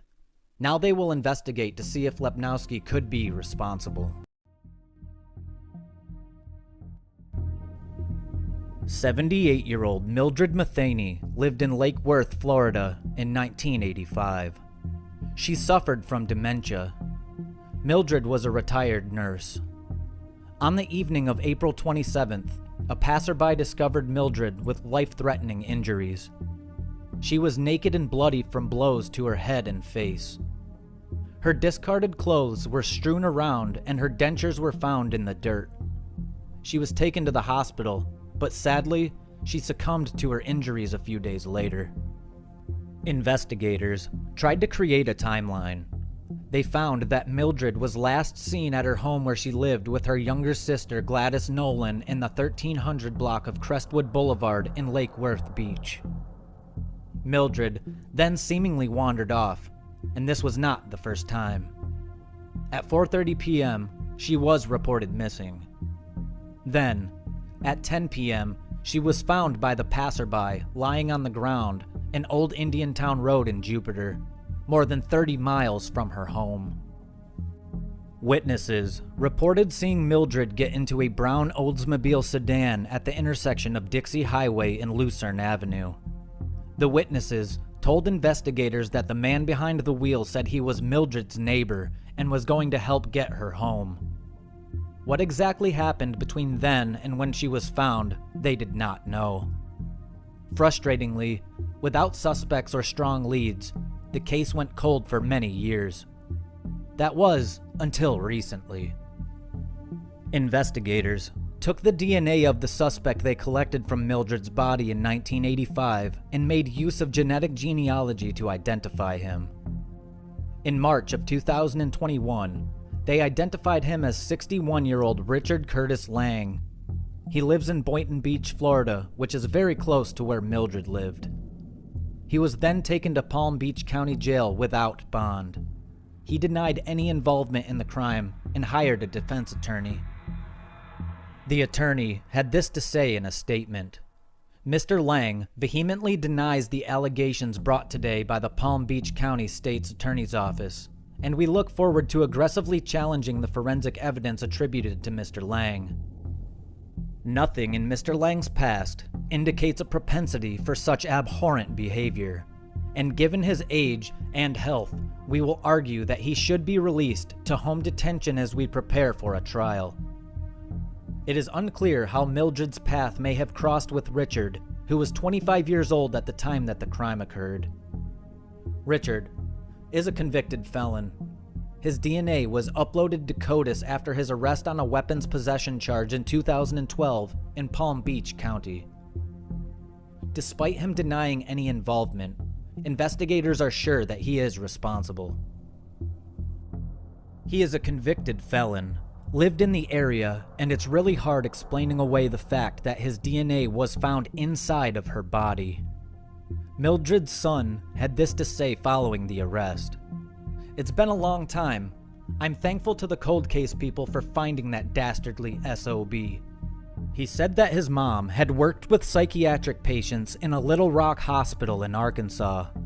She enjoyed sewing, cooking, and the company of family. On February 1st of 2023, 62-year-old Richard Lang was found guilty of taking Mildred's life and assaulting her. Lang, who was confined to a wheelchair and sometimes snored during slow parts of the trial, said nothing after the verdict as bailiffs escorted him from the courtroom. This finally closed the door on a 2-day trial and a 38-year-old cold case. Circuit Judge Delia Weiss is scheduled to sentence Lang to prison on April 4th of 2023.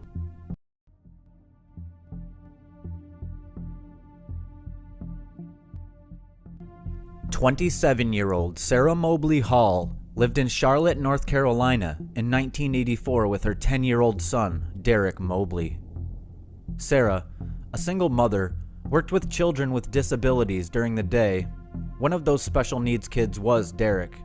Everyone described Derek as a very happy kid and friendly to everyone. On March 14th of 1984, Charlotte police officers discovered a horrific crime scene at Sarah's home on Ventura Way. Someone entered their home and brutally took the lives of both Sarah and Derek. Autopsies concluded that both of them had been beaten and strangled. Detectives did a tremendous amount of work chasing down possible suspects, but the case went cold. Over the years, detectives revisited the case. In 1998, one of those investigators was Johnny Jennings. He was able to find DNA belonging to the suspect from items that were collected at the crime scene back in 1998. Unfortunately, DNA technology was not advanced enough back then to use DNA to identify the culprit. It was only recently, with genetic genealogy, that investigators could use the DNA to identify someone. After DNA testing, investigators were led to a person of interest in South Carolina. With the help of the FBI, Charlotte police got DNA samples from that person. He is 60-year-old James Thomas Pratt. Further testing confirmed that Pratt indeed was responsible for what happened to Sarah and Derek Mobley. He was arrested on February 1st of 2023 at a hotel in York County, South Carolina. He was charged with taking their lives. He is in custody and being held without bail. Investigators said that Pratt and Sarah had been in a relationship, but did not elaborate on a motive or any other details about the case, saying it's part of an ongoing investigation. In a news conference announcing the arrest, Charlotte Mecklenburg Police Department Captain Joel McNelly said that forensic DNA helped lead to the suspect in a case that many have long forgotten. Society has probably forgotten about these folks. It's been a long time, he added. A lot of things have happened, but the family never forgot, and we never forgot. There's been a family that's been waiting 39 years, wondering what has happened. You can imagine sitting for 4 decades, not knowing what happened to your sister, not knowing what happened to your nephew, and to have this resolution is really, really important for this family. Sarah's sister, Mary Day, had this to say. It's so exciting to hear that after all these years, we are able to bring some closure. I'm just so grateful that the police have found this person, and I hope that he spends the rest of his days behind bars.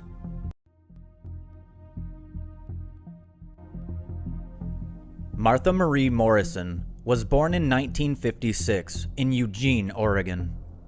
She grew up in foster care.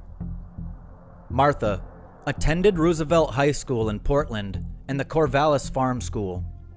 Subsequently, she went to Arizona to participate in the Job Corps program. Martha had a history of drug use and of running away from the homes of both her biological and foster families.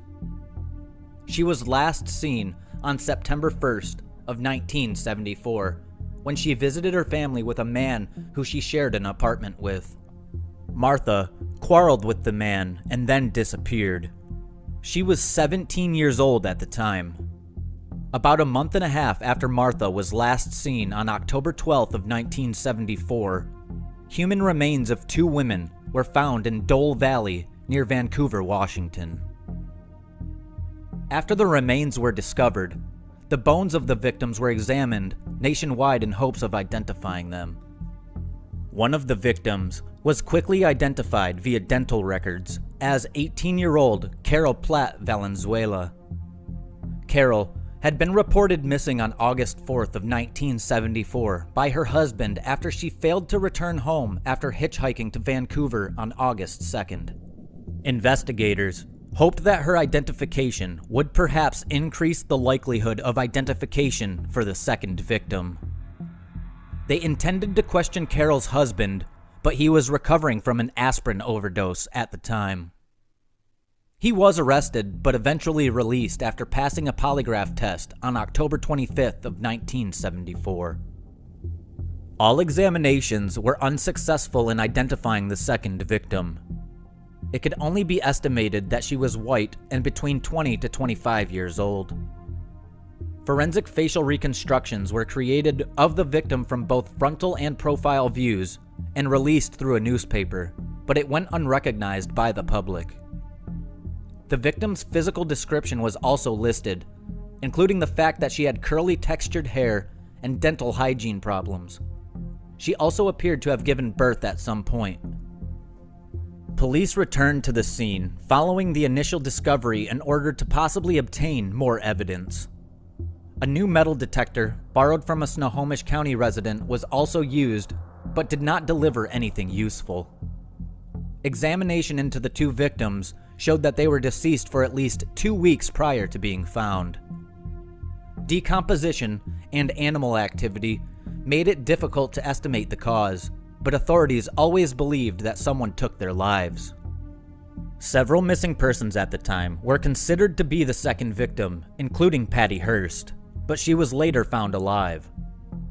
Several serial offenders, such as Gary Ridgway, Warren Leslie Forrest, and the guy on your screen whose name we can't say on YouTube, was linked to the case over the years.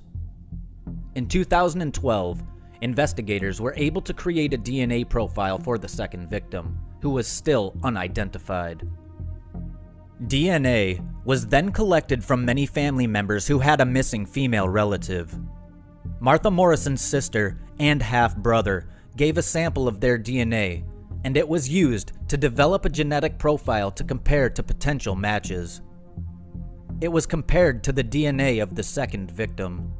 Similarities were noted, but a definite match was not established. The National Missing and Unidentified Persons System, which specializes in locating missing people and identifying human remains, eventually got involved. In July of 2015, they were finally able to confirm that the second victim found was Martha Morrison. Investigators then focused again on finding the person responsible for taking the lives of Martha and Carol. They looked into Warren Leslie Forrest. He is currently incarcerated for taking the life of Krista K. Blake in July of 1974. Forrest was arrested on October 2nd of 1974, just 10 days before the bodies of Martha and Carol were found. Law enforcement officials conducted DNA testing on a blood stain found on an air pistol that was owned by Forrest, which was previously believed to have belonged to a different woman, one of the 6 others that he attacked during his years at large. Results from the DNA testing confirmed in 2019 that it was Martha's blood on Forrest's gun. He also is a suspect in the 1974 disappearance of Diane Gilchrist and the 1971 disappearance of Jamie Grissom. 73-year-old Warren Forrest's trial started in 2023. He was found guilty of all the charges against him on February 1st, after the juries deliberated for just 90 minutes. He will be sentenced on February 17th of 2023. Investigators are still working on other cases to confirm whether Forrest was responsible for them too or not.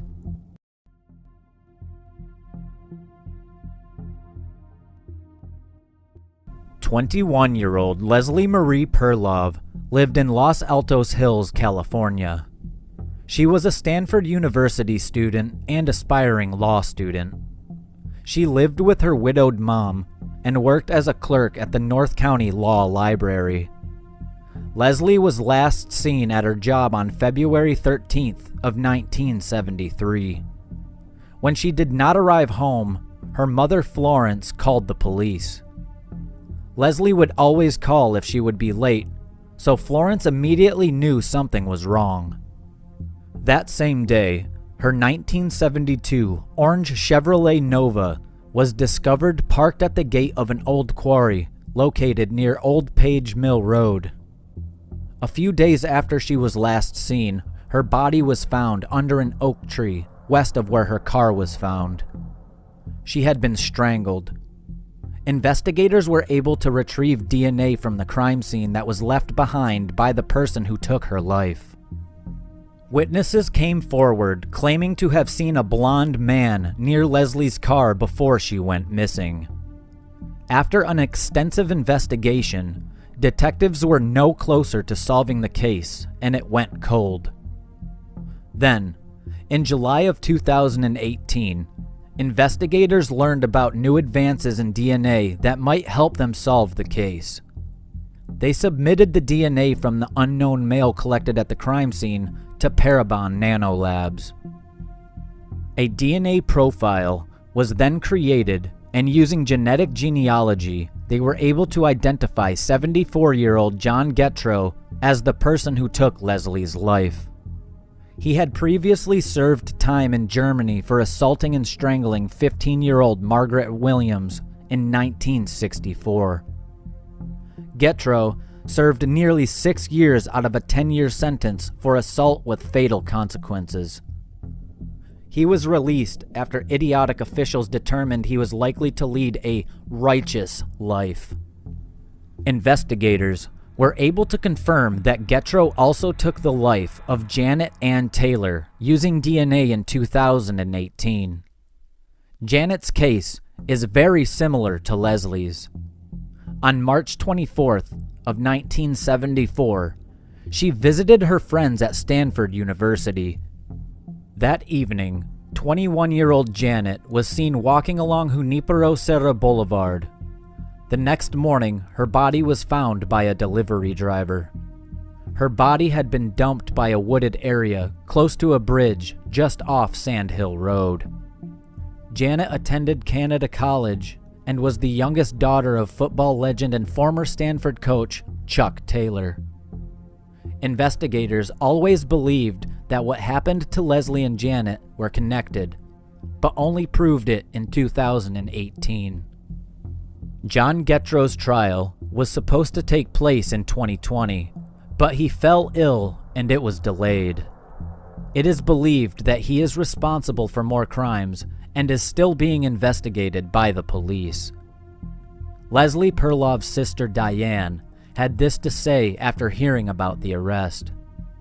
"I have been waiting for this call for 45 years, and now that it came, I am just a bit stunned. Not a day goes by that I do not think about Leslie in some way.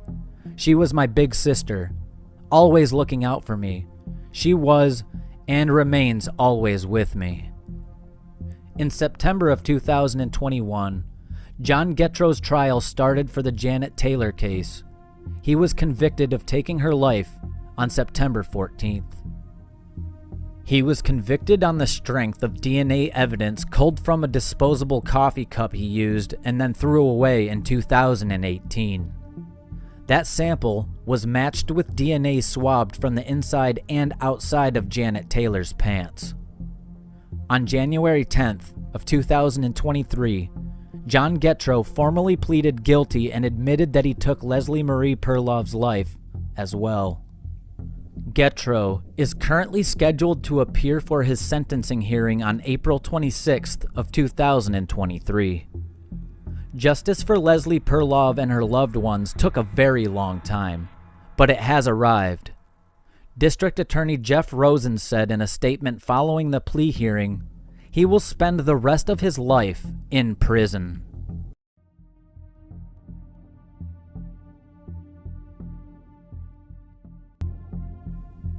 On June 5th of the year 2000, 54-year-old Sharon Anschutz was working at the John Butler Dry Cleaners located at 1710 Easley Bridge Road in Greenville, South Carolina.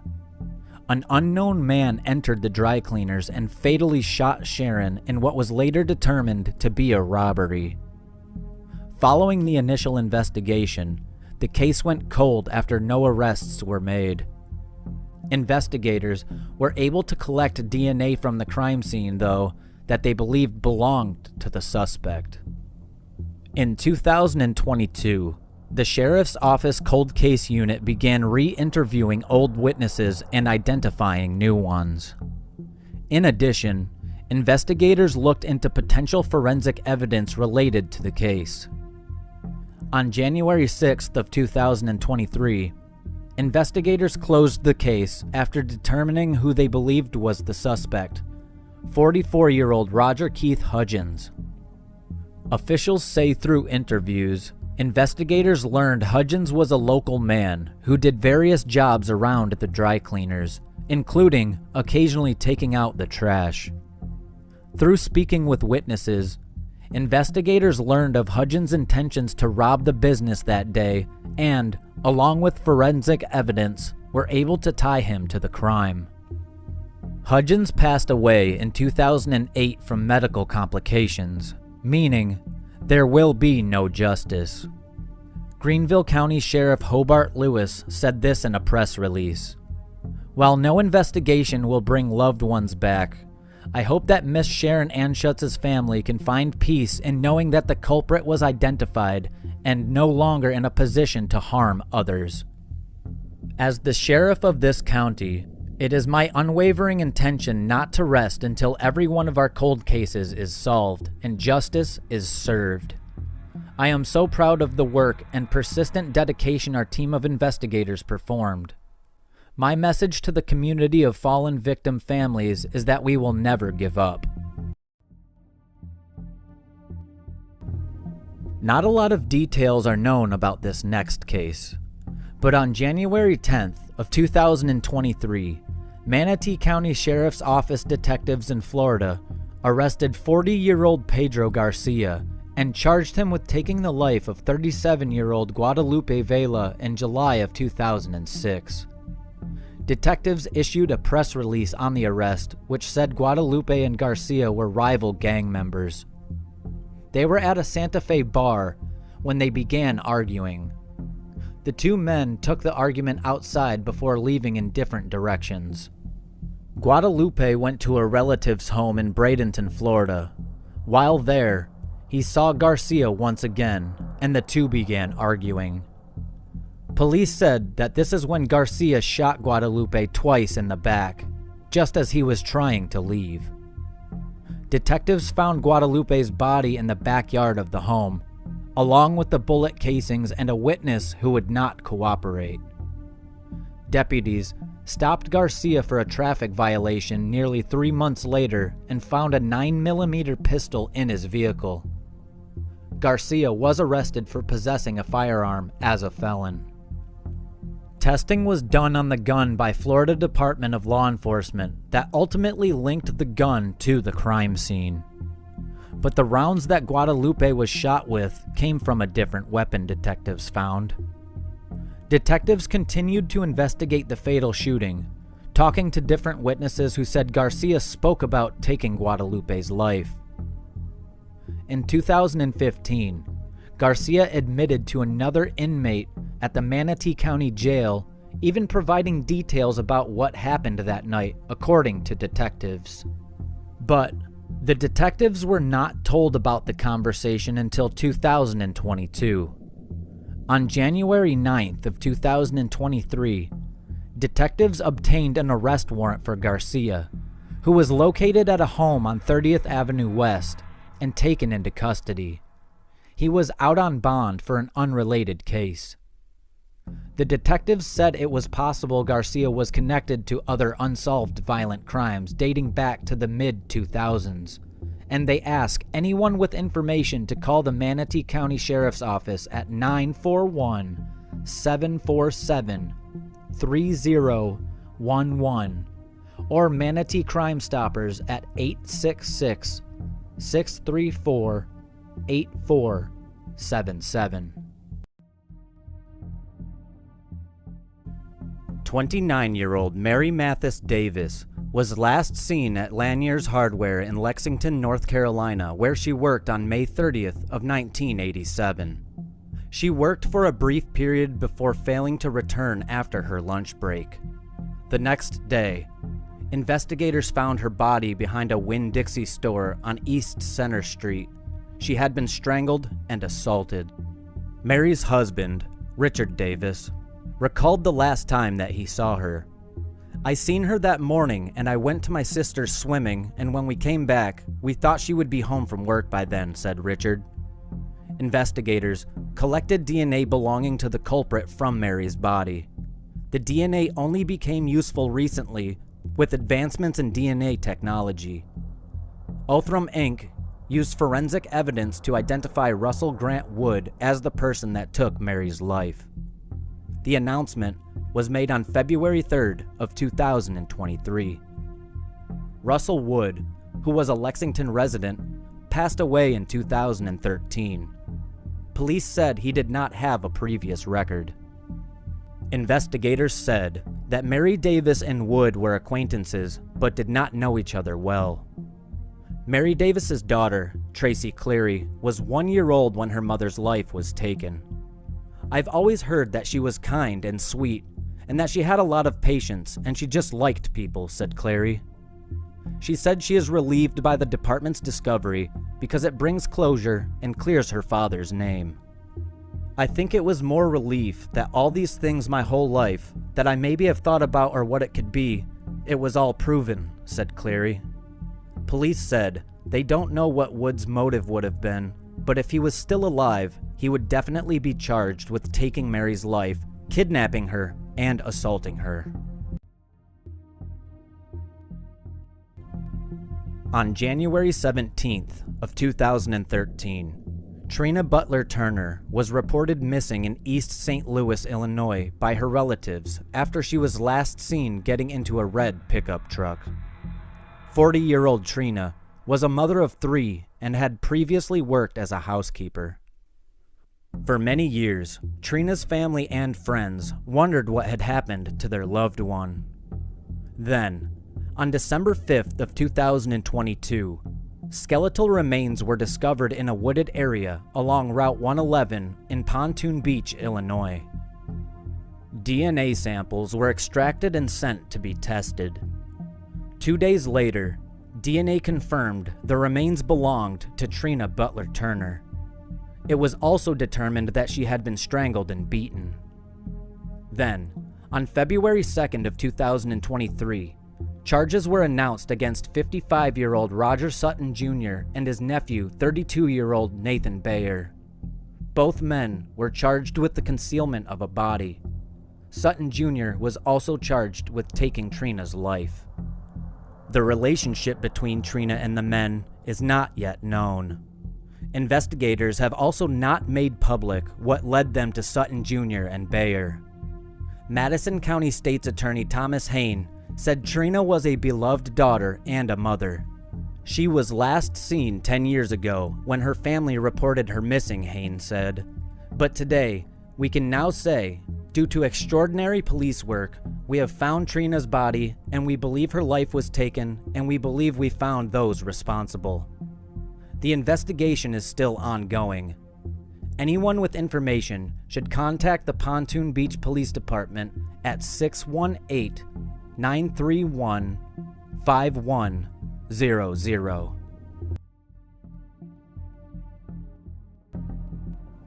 40-year-old Julie Carol Jensen lived in Pleasant Prairie, Wisconsin in 1998. She lived with her husband, Mark Jensen, and their 2 children. Mark and Julie met in 1981 while she was working at a Sears department store in Oshkosh, Wisconsin. They were both students at the University of Wisconsin-Parkside in Kenosha. The couple moved to the Carroll Beach neighborhood of Pleasant Prairie, Wisconsin, and had 2 children, David and Douglas. By 1998, Julie worked a part-time job for the Port Authority in Chicago, while Mark was employed as a branch manager of the Racine, Wisconsin branch of a St. Louis-based financial firm. On December 3rd of 1998, Mark contacted law enforcement and claimed that Julie passed away in her sleep. Investigators discovered traces of ethylene glycol in her system. Ethylene glycol is a hard-to-detect poison found in antifreeze. Police then found a letter Julie wrote before she met her end. This is what was written in the letter. "I took this picture, and I am writing this on Saturday, November 21st, 1998 at 7 a.m.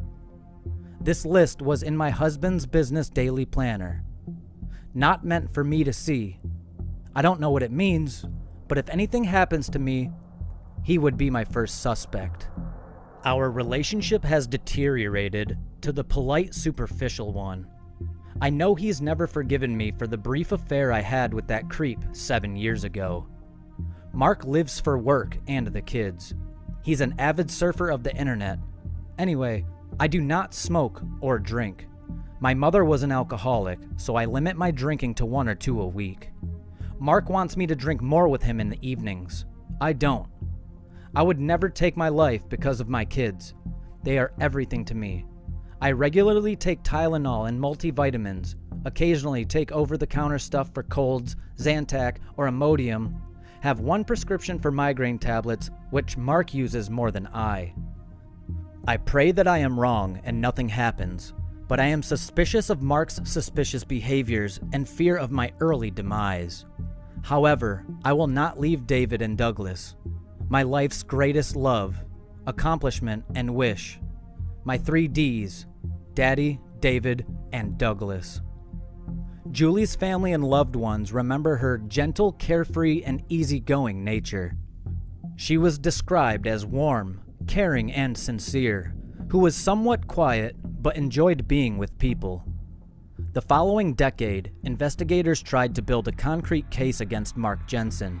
A lengthy trial then ensued. In 2008, Special Prosecutor Robert Jambois contended that Mark Jensen poisoned his wife with ethylene glycol and then suffocated her while she was barely breathing in their marital bed on December 3rd of 1998. Defense counsel Craig Albee argued that Julie Jensen was a depressed woman who took her own life and framed her husband. Moreover, Julie had seen a therapist at least 3 times for depression. Evidence was introduced showing that Mark Jensen had discussed poisoning his wife with coworkers and a jailhouse associate. Going through his home computer, evidence was found that he searched on the internet for information relating to poison. The letter that Julie wrote was the critical factor in the trial that ended on February 22nd of 2008. The jury found 48-year-old Mark Jensen guilty after more than 30 hours of deliberations. He was sentenced to life in prison with no chance of parole. On December 9th of 2013, a federal judge overturned Jensen's conviction and ordered he be released from prison within 90 days. The court agreed with Jensen's argument that the state's use of his deceased wife's words violated his constitutional rights to confront witnesses testifying against him. 63-year-old Mark Jensen stood for trial a second time starting on January 9th of 2023. He was found guilty on February 1st, 2023. Mark Jensen, who now faces life in prison, will be sentenced April 14th of 2023. He remained expressionless when the verdict was read.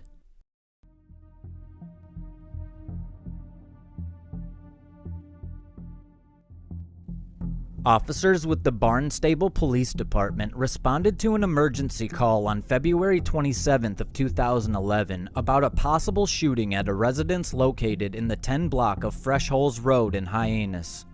Hyannis is located on Massachusetts' Cape Cod Peninsula. Upon arriving at the scene, first responders located the body of 31-year-old Todd Lampley in a bedroom. He suffered what appeared to be several gunshot wounds. A handgun, believed to be used to commit the crime, was later found to have been tossed in a nearby pond.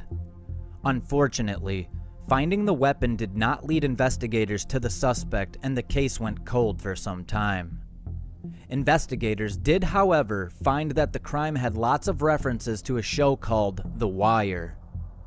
They found a phone at the crime scene, which was attached to the name Marlo Stanfield. Marlo Stanfield is the name of a fictional character in the show, and who headed up the most ruthless and feared drug ring in Baltimore. Todd was inside of his home at night when he was shot by someone standing outside of his bedroom window. Another link to The Wire.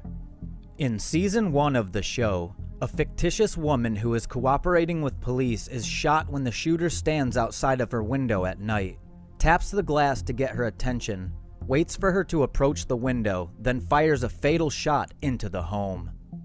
Authorities also reported that they recovered a sweet potato from the scene of the fatal shooting. In Season 4 of The Wire, one of the fictional police investigators solves a case in which the shooter used a potato as a makeshift silencer when fatally shooting his victim. Recently, with advances in DNA technology, the sweet potato was sent for DNA analysis. It was then discovered that DeVaris Hampton's DNA was on the sweet potato. In addition to the DNA evidence, Hampton was wearing a court-ordered GPS device that tracked his whereabouts at the time of Todd's slaying. The location data from that device placed Hampton at the Fresh Holes Road residence at the approximate time the crime was committed, and later at the pond where the gun was recovered. Hampton and Todd also had a previous connection, with Hampton testifying in court that Todd was involved in the July 2007 slaying of Jacques Sellers in the same neighborhood. Sellers was also shot inside his home by someone shooting through a window from outside. This all led to 40-year-old DeVaris Hampton being arrested on February 24th of 2023 and charged with taking the life of Todd Lampley. Hampton appeared in Barnstable District Court, where he entered a plea of not guilty. He is scheduled to appear in court again on April 5th of 2023.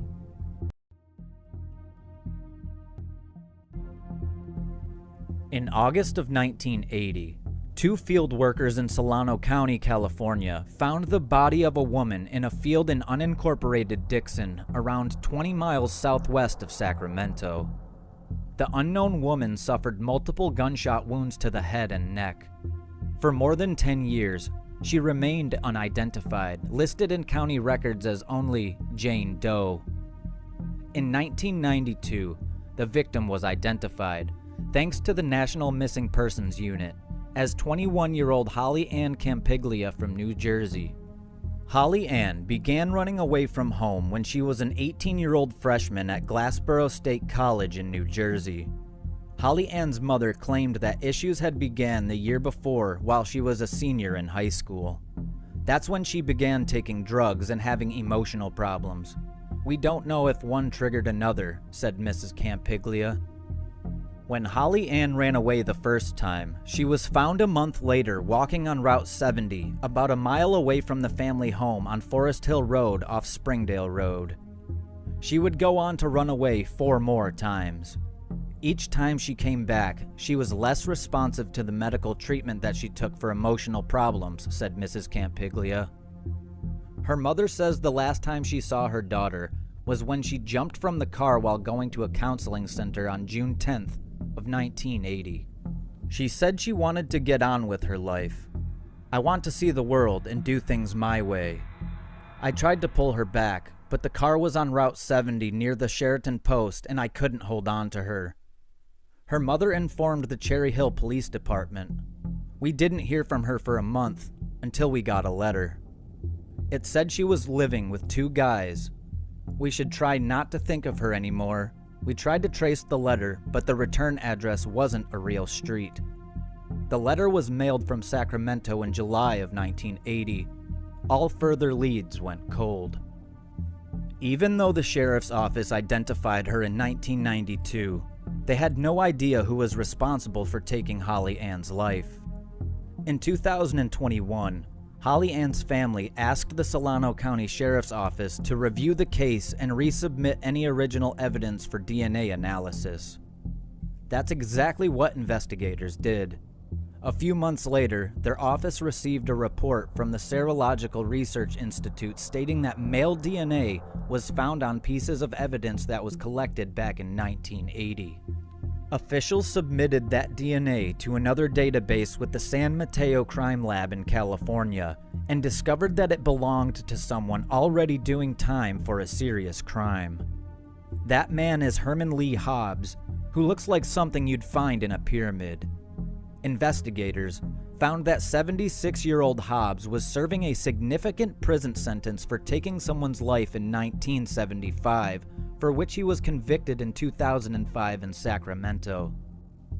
He assaulted and fatally stabbed 13-year-old Terry Peda in 1975. Terry vanished on the way home from her school in Rio Linda, which is a Sacramento suburb. Her body was found several days later, stuffed in a drain pipe. Hobbs also had been charged with taking the life of 29-year-old Brenda Ann Tucker, who went missing in 1994 from her home in Oroville. Loggers found her skull with a bullet hole in it in 2001 in Yuba County, and DNA identified her.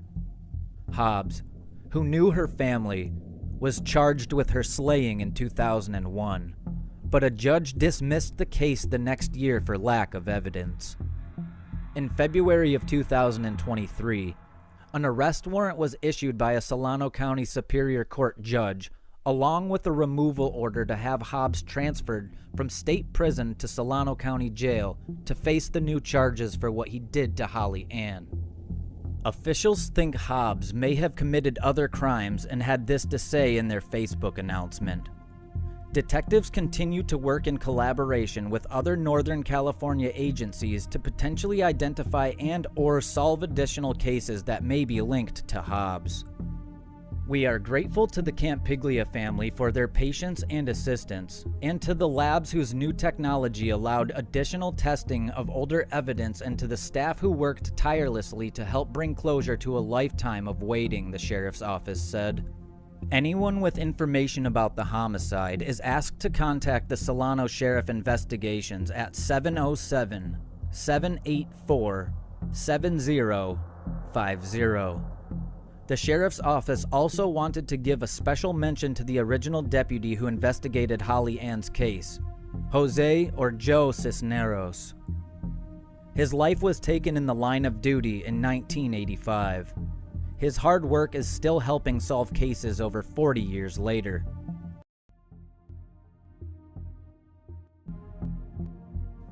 In October of 2004, 28-year-old Keysha Brown's body was found in a bathtub inside her apartment in the 700 block of East Flamingo Road.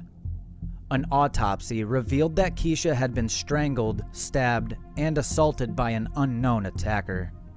Witnesses interviewed at the time provided a description of a possible suspect seen entering and leaving the apartment, but that person was never identified. Forensic evidence was collected at the crime scene, but was unable to help in identifying the suspect at the time. In July of 2022, Detective Dan Long reviewed Keysha's case. He requested for additional DNA testing of evidence located on Keysha's body during her autopsy. While working the case, Dan Long realized that there are a lot of similarities with crimes that took place in 2005. All of those crimes involved Norman Flowers. Flowers in 2011 had entered an Alford plea for charges against him that he took the lives of 45-year-old Mary Lee Coote and 24-year-old Reina Gonzalez. An Alford plea means Flowers didn't admit guilt but acknowledged prosecutors could prove their case against him. In exchange, prosecutors agreed to stipulate the 2 consecutive life prison terms without the possibility of parole instead of executing him. Mary Lee's body was found inside her Russell Road apartment on May 3rd of 2005. She had been assaulted and strangled. Flowers' DNA was discovered on her body. 8 hours later, Rena's body was found in the same complex. She had been strangled with a telephone cord. In October of 2008, Flowers was convicted and given a life sentence because he took the life of 18-year-old Sheila Quarles also in 2005.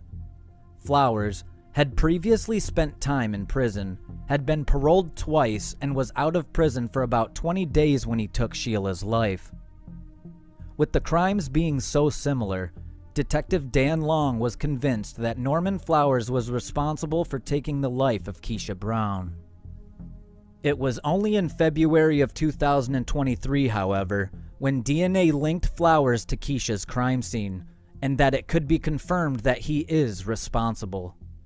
Metropolitan Police Department Lieutenant Jason Johansson made the announcement to the public. As Johansson spoke during the press conference, members of Keysha's family stood behind him, wiping tears from their eyes. Keysha's daughter, Keysha Brown, briefly spoke through tears. "I just want to say thank you to the police department," she said. Flowers remains at High Desert State Prison, where he is serving 3 life sentences. 30-year-old Deborah Lee Atrops lived in Salem, Oregon in 1988. She had an 8-month-old daughter with her husband, 34-year-old Robert Atrops. Robert was living in the couple's home in Sherwood, and Deborah lived in an apartment in Salem because by November of 1988, Deborah and Robert had been separated for 5 months. On November 29th of the same year, Robert went to pick up their daughter from a babysitter in Newberg, Oregon, while Deborah was at a hair appointment in Tigard. Deborah was expected to be home before 8 p.m., but she never showed up. Robert then called several friends and family members to see if they knew where Deborah was before reporting her missing to the Tigard Police Department. The next day, Robert told investigators he had still not heard from his wife. Deborah's car was then entered into the databases used by law enforcement as a vehicle connection to a missing person. Deborah's black Honda Accord was recovered by police officers in Beaverton, Oregon on December 1st of 1988. A city public works employee reported a suspicious abandoned car with keys in the driver's seat located at the end of Southwest Murray Road. Witnesses said the car had been parked there since early on November 30th. The 2-door sedan also had its driver's side window down and was missing the license plates. In the trunk of the car, investigators discovered Deborah's body. She had been strangled. Based on the positioning of her body, it was determined that she had been placed there after her life was taken. Despite more than 3 decades of investigation, the case unfortunately went cold. Detectives with the Washington County District Attorney's Office Cold Case Unit reopened the case in 2021, about a year after forming a partnership with the Washington County Sheriff's Office. The Cold Case Unit was formed in 2020 after receiving a grant from the U.S. Department of Justice. For the next year and a half, investigators re-interviewed multiple witnesses and had forensic evidence re-examined. All of this led to Robert Atrops being charged with taking Deborah's life on February 28th of 2023, where he was indicted by a grand jury. He was booked into the Washington County Jail. Washington County District Attorney Kevin Barton had this to say: "I am proud of the work our cold case unit has done to ensure that victims and cases are not forgotten, despite the passage of time. Being able to use today's technology and apply it towards evidence that was seized over 30 years ago is a huge advantage in terms of challenges. We may think of these cases as old, or we may use the word cold, but if you talk to the family and friends of the victims of these cases, they're very current issues for them," Barton said. "They're still dealing with the trauma as a result of that crime." Barton also said that he can't give all the details that led to the arrest at this time, as it's still an ongoing investigation. On May 11th of 2007, 64-year-old Dennis Lee First's body was found at his apartment in Cedar Rapids, Iowa. He had been stabbed and beaten. According to Tammy Mims, assistant manager for the Hawthorne Hills apartments where Dennis lived, said he had prostate cancer, didn't have many visitors, and lived on Social Security. Tammy said that when a friend called and asked her to check on Dennis, she notified Robert Gross, a maintenance employee at the apartments. Robert knocked several times on Dennis's door, and when no one answered, he entered the residence. Inside, he found Dennis lying face up on the bed, feet on the floor. Robert then saw all the blood and called 911. Evidence collected at the scene was sent to the Iowa Division of Criminal Investigations State Crime Lab in Ankeny for testing. Dennis's first wife, Christine Burmeister, said that he had a rough life. "It's hard to believe somebody would stab him. He could hardly get around."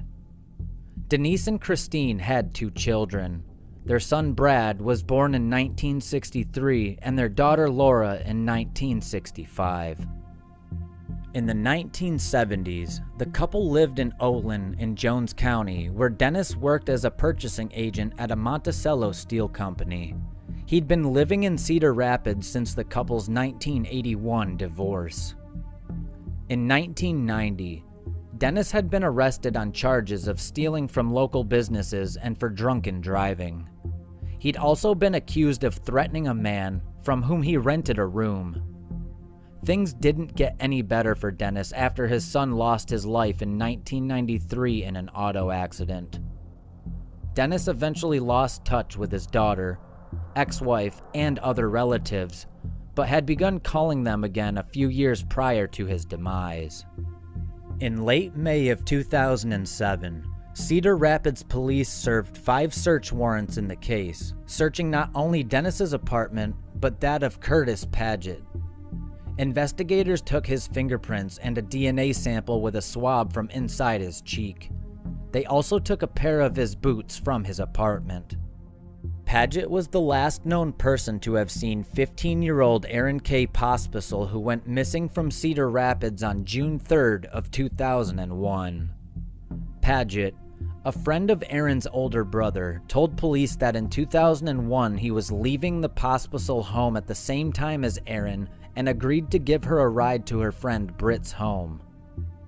According to Paget, when they arrived at Britt's house, no one answered the door, and Paget claimed that as Aaron walked back to his truck, a black Chevrolet Cavalier with tinted rear windows pulled up to the curb. He said Aaron went up to the car and had a short conversation with someone, and then told him, "These guys will give me a ride," before getting into the Cavalier's back seat. Police could find no other witnesses to substantiate Paget's story about a black Cavalier in the neighborhood, and Aaron has not been seen since leaving her home with Paget. Finally, on March 1st of 2023, 42-year-old Curtis Randall Paget was arrested and charged with taking Dennis First's life. Lynn County Attorney Nick Maybanks said this case was a testament to the Cedar Rapids Police Department's commitment to victims and the community. This case shows that the department persists in seeking justice for victims and survivors, even in cases that may be hidden from the public eye.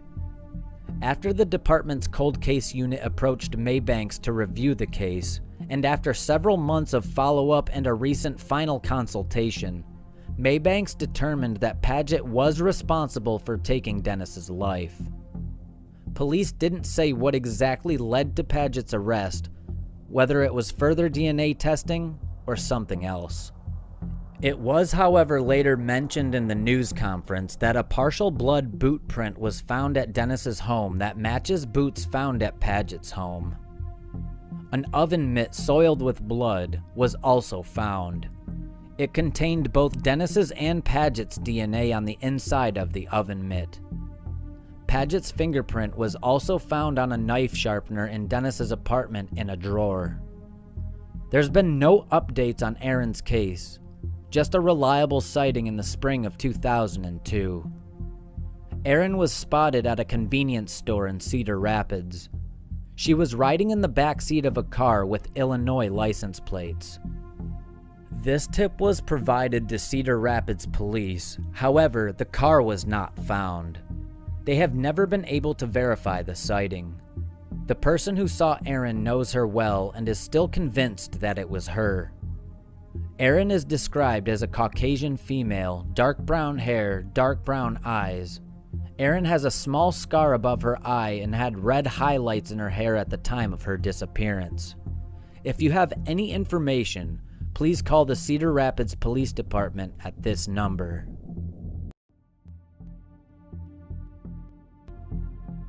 In December of 1992, the body of 31-year-old Lori Ann Pereira was found in the desert area of Las Vegas, Nevada.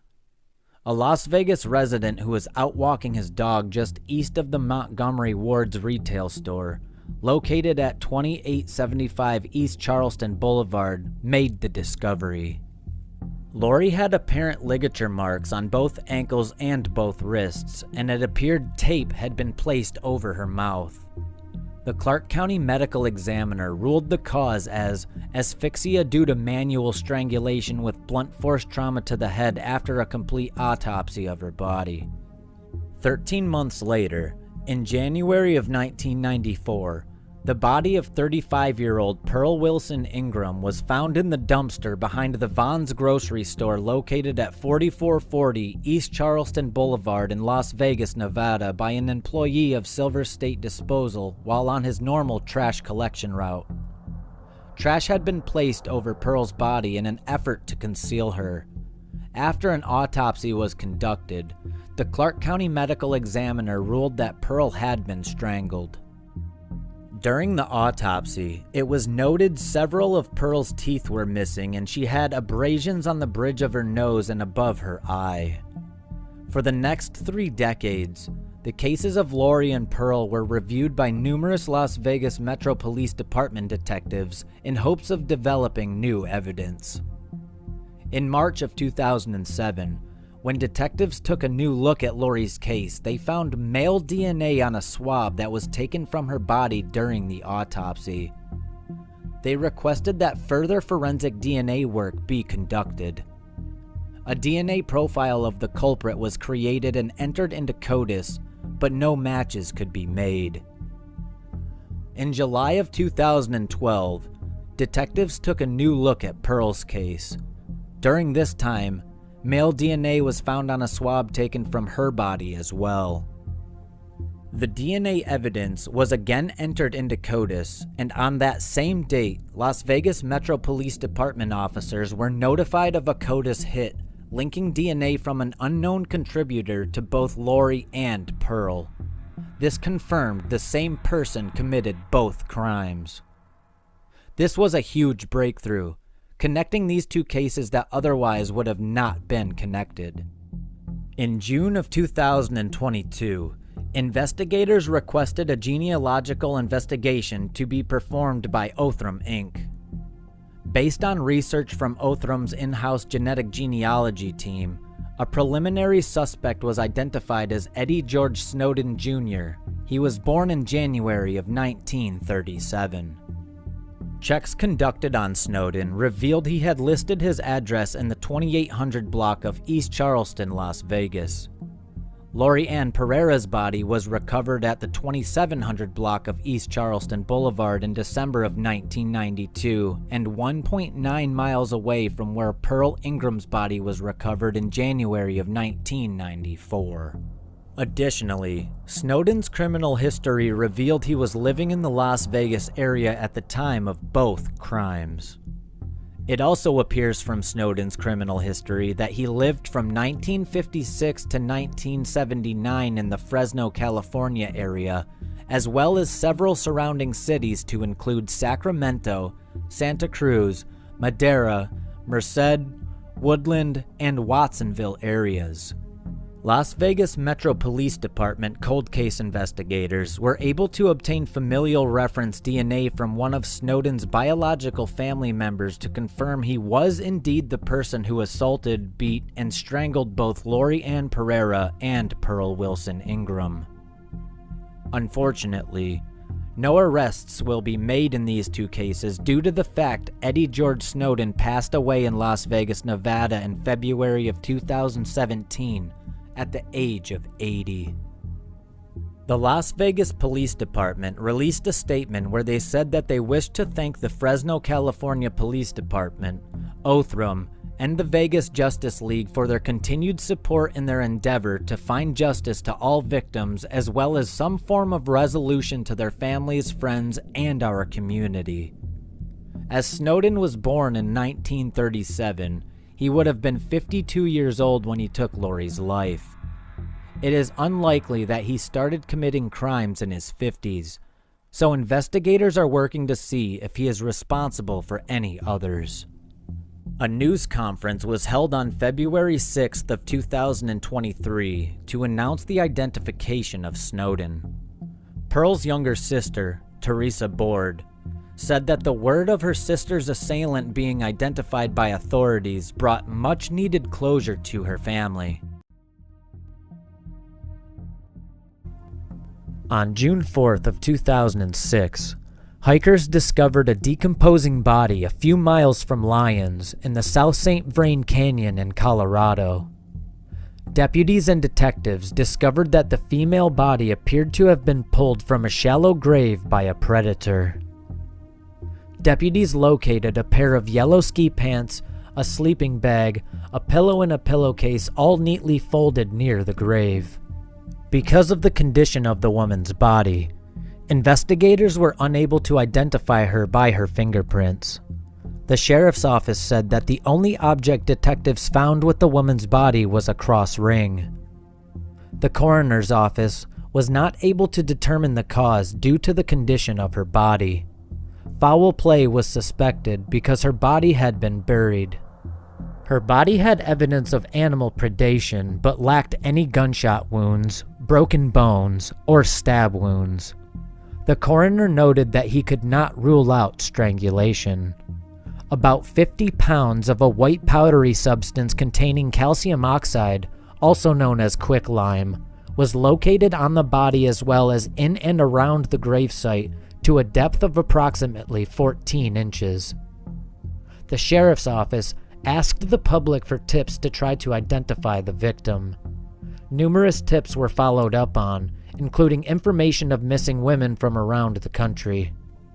Jason Olkers with the Boulder County Sheriff's Office recalled how sad it was because of the huge number of missing women in the metro area and country and what the family members were going through.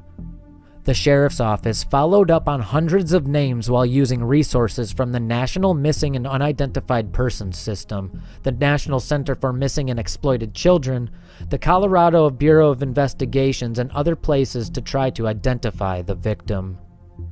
In October of 2006, the Sheriff's Office received a tip from a friend of the victim who reported her missing. A woman reached out to the Longmont Police Department to report that she hadn't seen her friend in a long time. She identified her friend as Angie Wilds. With this information, investigators were able to identify a person named Angela Wilds who had ties to the Longmont area. The friend provided a physical description of Angela, which matched the body found in the canyon. The woman also described a ring her friend was known to wear that seemed similar to the ring found with the remains. In November of 2006, DNA analysis by the sheriff's office comparing rib bones from the body with 4 of Angela's sisters confirmed the victim was 38-year-old Angela Wilds from the Longmont, Colorado area. Angela was last seen in April of 2006, 2 months before her body was found and 6 months before she was identified. Angela did not have a home or steady employment and essentially lived with friends while frequently sleeping on couches. Investigators interviewed family, friends, and acquaintances of Angela, but were unable to find out what happened to her. It was determined that DNA found on the ski pants belonged to Angela Wilds. There was also DNA from an unknown male contributor on the pants, the sleeping bag, and the pillowcase.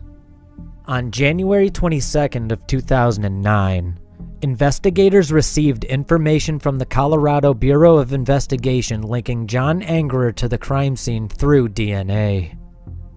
Armed with both names, investigators were able to look into any connections between Angela and Angerer. They found that several people had reported seeing them together in late 2005 and early 2006. A buccal swab from Angerer was compared to the items recovered from the scene, and his DNA was determined to be the major contributor profile on the pillowcase and in the sleeping bag. On August 26th of 2009, Angerer was interviewed by a detective with the Anchorage Police Department in Alaska. Angerer reported that in February or March of 2006, he had attended a dive school in Texas and then gone to Colorado. There, he lived in Canyon City, Longmont, and Monte Vista until July of 2006. He said he moved to Alaska that August. During the interview, Angerer claimed he did not know anybody by the name of Angie or Angela. When shown her photo, he said he did not recognize her. He was again interviewed that September by the Boulder County Sheriff's Office, where he again denied knowing a person named Angie or Angela. He also vehemently denied camping in the South St. Vrain area around the time of the crime. According to members of his family, Angerer frequently visited a cave in South St. Vrain area and hiked and camped around it. The cave was off Highway 7, about 3 or 4 miles from Lyons, according to his parents. His sister recalled dropping him off in the area where Angela's body would be later found. Investigators drafted an arrest warrant for Angerer, which was authorized by a judge, and then in 2010 he was arrested and charged with taking Angela Wilds' life. The Fort Collins, Coloradoan reported on March 5th of 2010 that Angerer was serving time in an Alaskan prison for a probation violation charge when authorities issued the warrant for his arrest. His preliminary hearing was held on July 12th of 2010.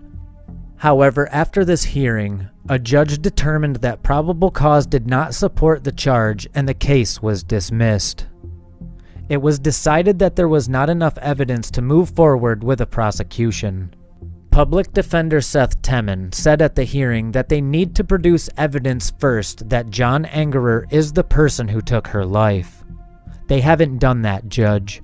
They can't even place him at the scene where her body was found, nor can they say how or where she lost her life. The following summer, the Colorado Supreme Court decided not to review the judge's decision. After the preliminary hearing, several people who knew Angerer described him as volatile, and one witness reported seeing him try to strangle one of his ex-girlfriends. For the past few years, the Boulder County Sheriff's Office and District Attorney's Office, with the help from Colorado Bureau of Investigation and Federal Bureau of Investigation, continued to work on this case, interviewing new witnesses and consulting with forensic pathologists. This included previous girlfriends who said Angler tried to strangle them and was frightening and jealous and possessive. One witness said that certain women's names, including Angela, would send Angler into a rage. In 2015, a pathologist reviewed Angela's case. He determined that someone took her life, but was still unable to say the exact cause. The pathologist said he took the investigative findings into account, including that Angela was found naked in a secluded wooded area and covered with lime. Ultimately, he said, an asphyxia event was most likely. At the time of this determination, the pathologist was not aware of the previously alleged incidents of strangulation against John Angerer.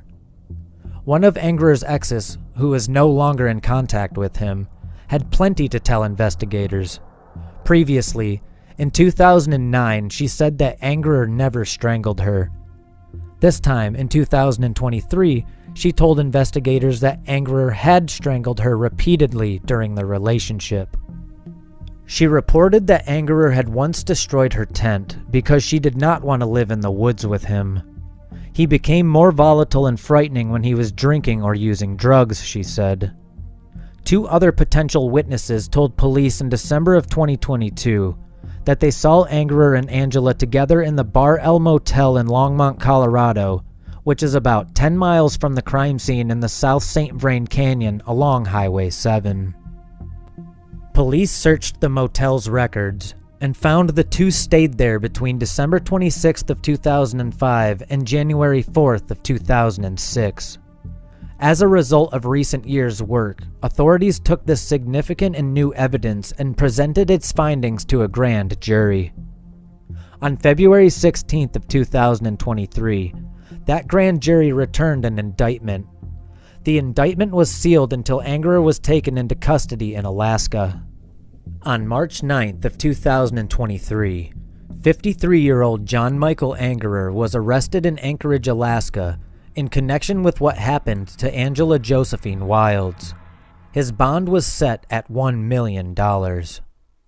Boulder County Sheriff Curtis Johnson said, "I am glad that we were able to move our investigation into the case of Angela Wilds forward. I am proud that our detectives didn't give up on this cold case. We know Angela's family has been waiting a long time for this day to come. Her family is in our thoughts as we take the next steps in this important judicial process. Investigators are currently looking into the possibility that John Angerer might be responsible for other crimes in Colorado and Alaska." If you have any information about this case, about Angela, or about John Angerer, please contact Boulder County Sheriff's Office Detective Mike McKinley at 303-441-4692. Angela's sister Tammy Benson said, "I hope this time the courts, the judge, and everybody listens and that he gets what's coming to him." Tammy described her sister as loving and kind, and the prosecutors answered her prayers when they charged Angerer for the second time.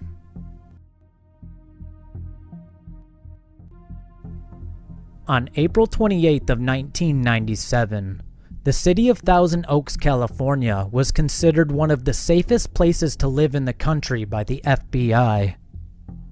It was a utopia in America until 10:20 a.m. That's when Thousand Oaks and Los Angeles County were never the same. On that Monday at Western Financial Bank, there was a manager and 3 tellers. There was no security guard, no locking the front door. There was no plexiglass to protect or separate employees. The tellers were sitting ducks when 2 armed men walked in. They had nylon stockings over their faces, and they were disguised as construction workers. They had reflective vests on to draw attention away from their faces. The robbers got all the employees into the back room, in front of the safe. Bank teller Monica Leach was ordered to open it. It would be the last thing she ever did.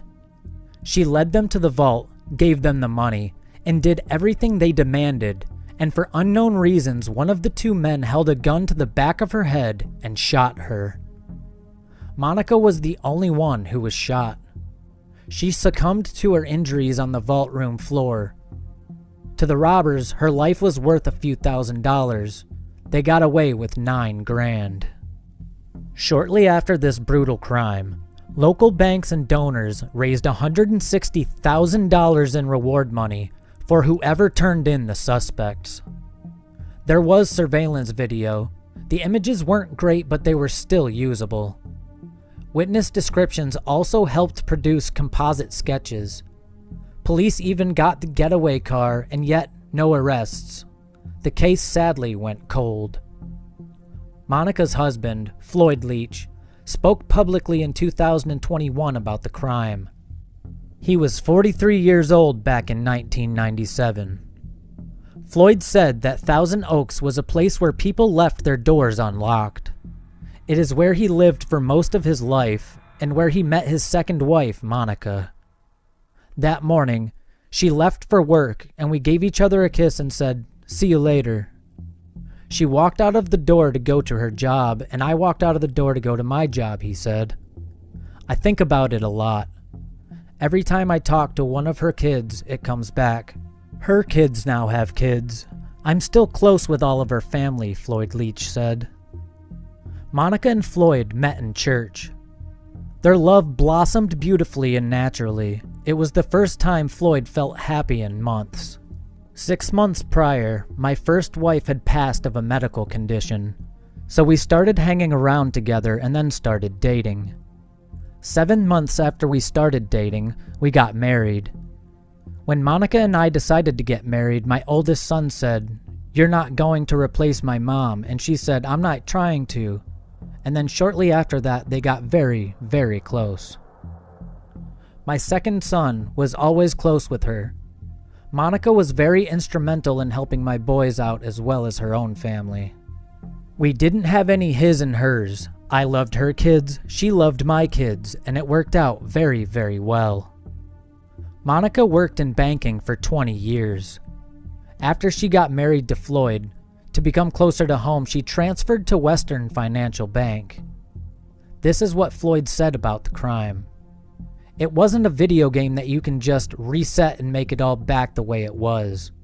She was a real person. She was very loving and loved her family and her kids. I believe that if people do bad things, they need to pay for what they do. Getting those guys would just close a chapter in my life. Not the memories, but as far as closing the chapter of wondering where these guys are and what they're doing today, Floyd said. Investigators for many years were convinced the two men were members of the Crips gang. To get a better understanding of why investigators believe this, Dr. Georgia Leap was interviewed to explain. She is a professor at the University of California, Los Angeles, and has been working with gangs for 40 years. The Crips are really one of the oldest gangs in the Southwest Angeles area. Their roots are very much here. Ironically, they have spread all over the world. I've met Crips gang members from Australia. I think it's significant to add that while their reputation lies in the fact that they've been involved in gang activity and criminal behavior, they've also been involved in some significant social services. To understand the Crips is to understand a very lengthy, very complex picture of street organization that began in the Southern California area, Leap said. What happened in South Los Angeles is the factories that were nearby on Alameda Street began to close down, and job opportunities and income narrowed significantly. When those factories closed in the 1970s, thousands of people lost their jobs, and the area never recovered, Leap said. The same decade, California voters approved Prop 13. That was a big win for homeowners. It capped property tax increases, but it meant a huge cut to programs that those taxes paid for, like school programs, law enforcement, and social services. Many joined gangs to make some money. In the late 80s to the early 90s, in order to make money, the Crips largely sold drugs. The gang generally made enough money to get by. What radically changed the game, according to Crips member Perry Dedeaux, was the movie Point Break. He says what the movie did is give a blueprint to some kids on how to rob a bank. And just like that, seemingly overnight, Southern California became the bank robbery capital of the country. Captain Eric Buschow with the Ventura County Sheriff's Department explained, "There are banks on virtually every corner throughout Southern California. A lot of them are located in convenient places where it's easy to get off the freeway and stop in and take care of a transaction, especially going back before ATMs. Banks invested in security, based on certain branches being frequent targets of robberies. The ones that were either less frequently robbed or virtually never robbed, that might have been a little further outlying and not right next to a freeway corridor, there was less investment in security," said Buschow.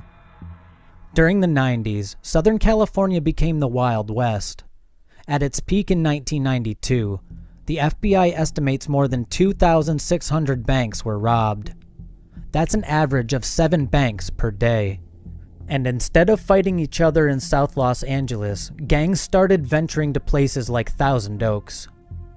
That was their preferred method of getting money, was going around doing these takeover robberies, you know? The FBI had numerous cases throughout Southern California that were part of an organized criminal street gang, said Buschow. Captain Buschow also talked more about Monica's case specifically in 2021. "We don't often see something go this long without the right pieces of information coming into our lab, especially at the time with that larger award.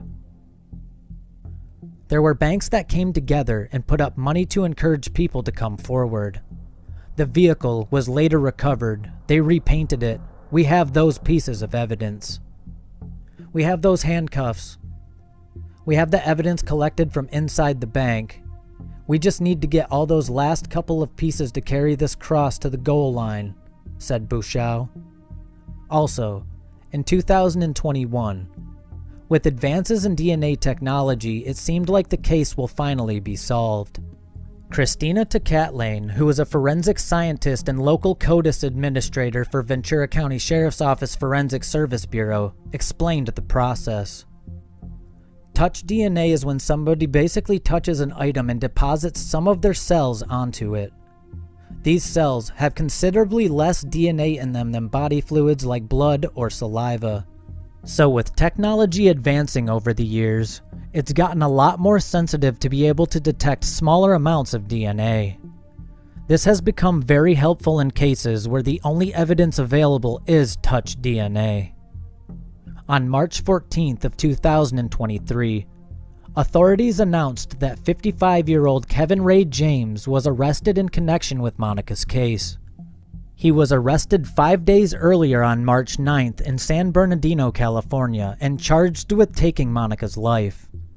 James was transported and booked into Ventura County Jail. James apparently lived in the Los Angeles area at the time of the robbery and was described as a gang member during the news conference. Authorities stressed that they still have not identified the second suspect involved in the robbery. A $30,000 FBI reward for information on that person remains in place, as does a $100,000 reward from Crime Stoppers. Anyone with information about the case or the second suspect is asked to call the Sheriff's Office Major Crime Bureau at 805-383-8704 or email them at coldcase@ventura.org. Ventura County District Attorney Eric Nasarenko had this to say at the news conference. This was a senseless, unprovoked, and vicious crime.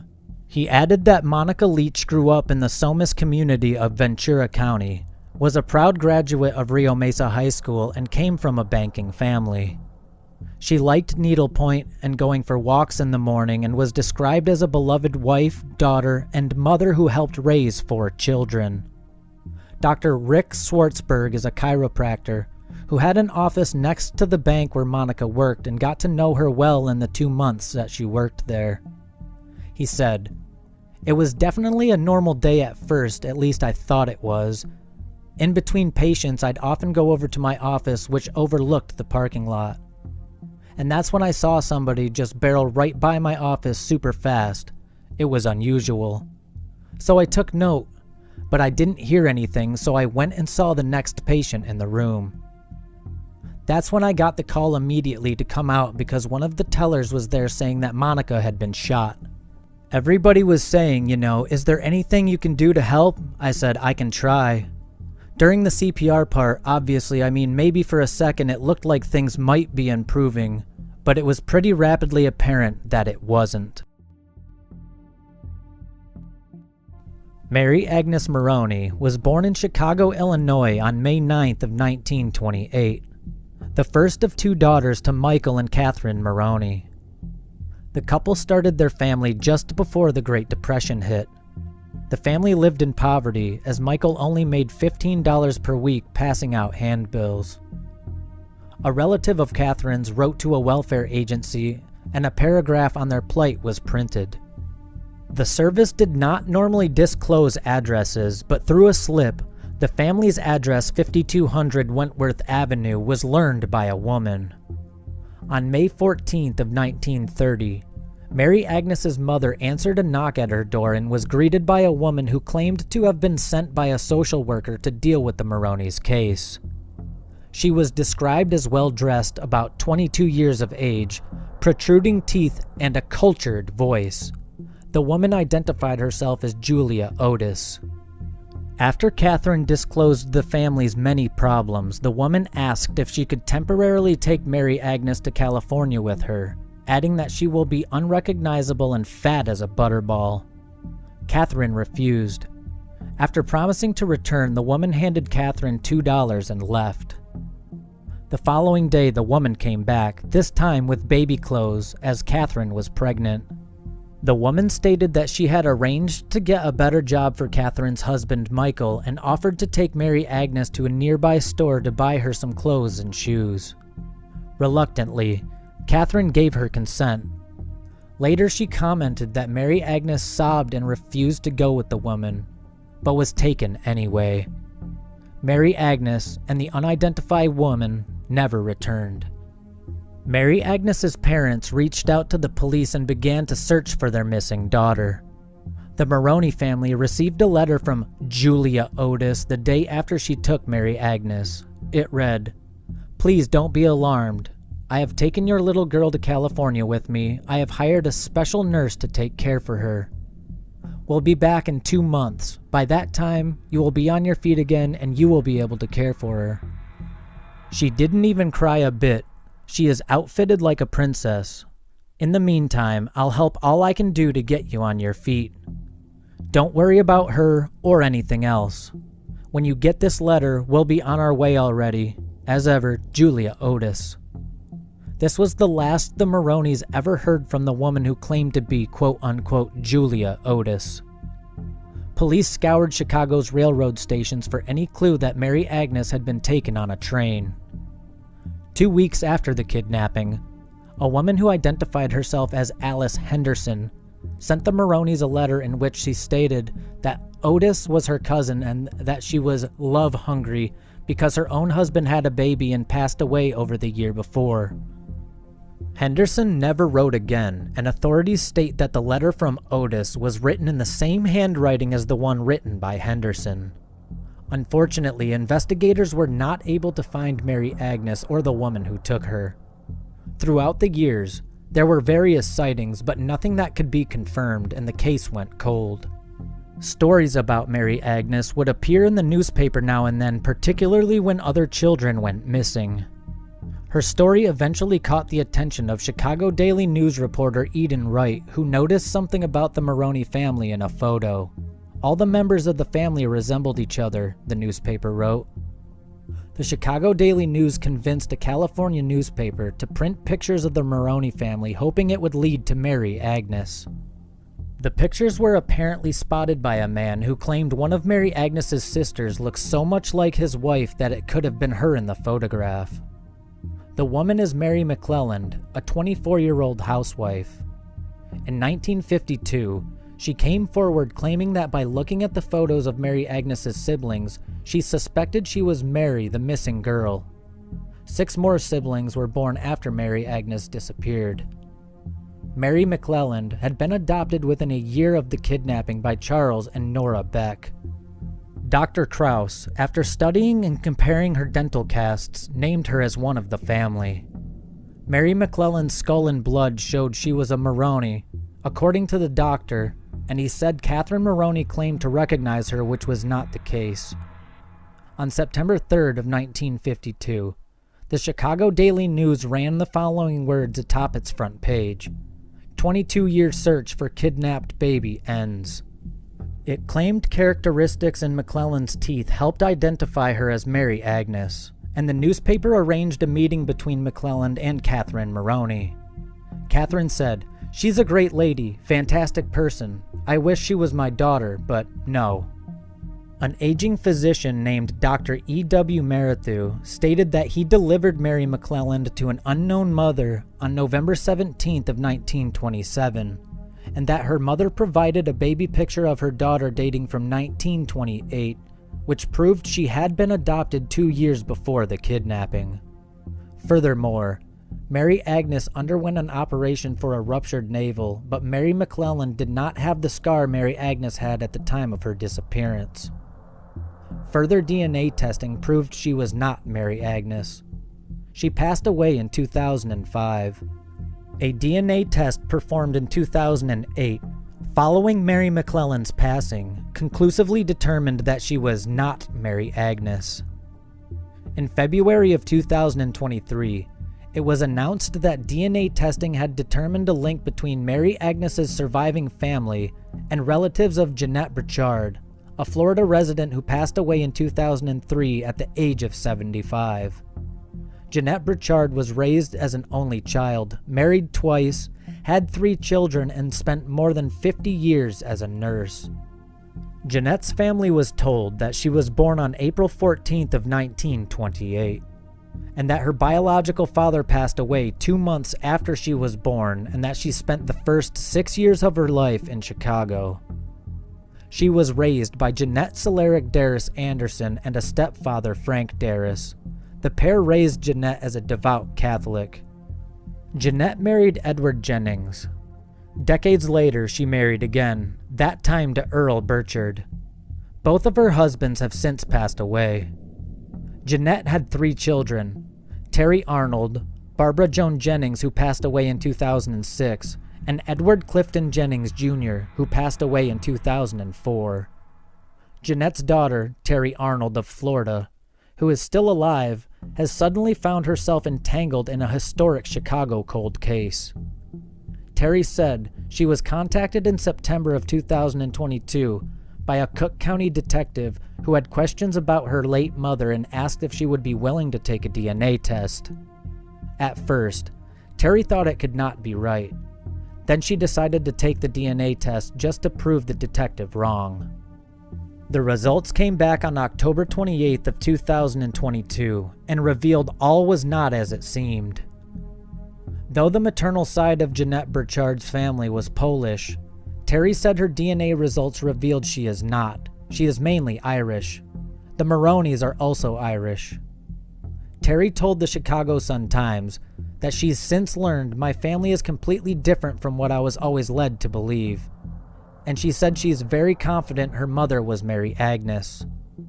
Terry said her mother loved her pets, opera, and the Miami Dolphins. Her life apparently began in Chicago, but most importantly, she was the world's greatest mom. We adored my mother. A granddaughter of Jeanette Burchard, Lori Hart, acknowledged the pain that Mary Agnes's disappearance must have caused the Maroneys. But she said that she's still blessed to have had Jeanette Burchard as her grandmother. Anytime I needed her, she was there, Lori Hart said. Mary Agnes's nephew, 55-year-old Don Maroney of Downstate Flanagan, is also convinced his aunt has been found. Don, Terry, and Lori believe Jeanette Burchard was Mary Agnes because of the work of Cook County Sheriff's Office Detective Jose Rodriguez. He was assigned in June of 2022 to investigate Mary Agnes's disappearance as part of Sheriff Tom Dart's Missing Persons Project. Jose Rodriguez and Commander Jason Moran said commercial DNA testing revealed the genetic association between Terry Arnold and members of Don Maroney's family suggested they were all cousins. That left Terry trying to make sense of a new family history, but it also offered closure to the Maroney family, which has been at the center of the case for 93 years. Mary Agnes's mother, Catherine, was haunted by the loss of her daughter and fell into a deep depression. Catherine passed away in 1962 at the age of 49. She was only 17 years old when Mary Agnes was kidnapped. Mary Agnes's father, Michael, passed away in 1957 when he was 58. His final words were said to be, "They never found my baby girl." Don Maroney said the family had always hoped whatever happened to his aunt, that she led a good life and she was taken care of, and she was. Terry said that she had never before heard the name Julia Otis, and she doesn't know how her mother came to be raised by Terry's grandmother. All I know is she ended up with her, and I just feel bad that the parents never knew what happened to their daughter. Either way, the Maroney family can honestly truly know that she was very much loved. Terry also said that if her mother was still alive to learn the news, she's sure that she would have reached out to the Maroneys. She would have gone to the family and said, "I am here. I am fine." 19-year-old Christina Lynn Castiglione lived in Redford, Michigan with her parents in 1983. Christina graduated from Redford Union High School and was active in sports. She was not married, but had a steady boyfriend. She was employed by the Detroit Edison Company as a clerk in the research department. On March 21st of 1983, Christina was reported missing by her mother in Redford Township, about 15 miles west of Detroit.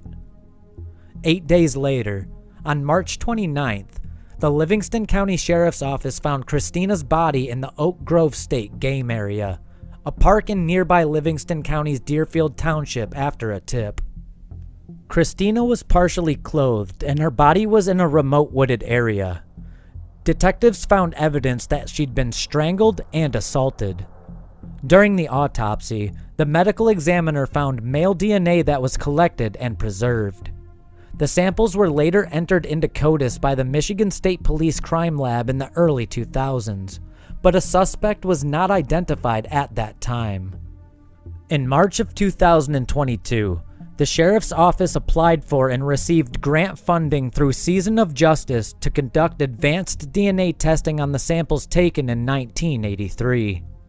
Season of Justice is a nonprofit organization dedicated to funding DNA testing on unsolved cold cases.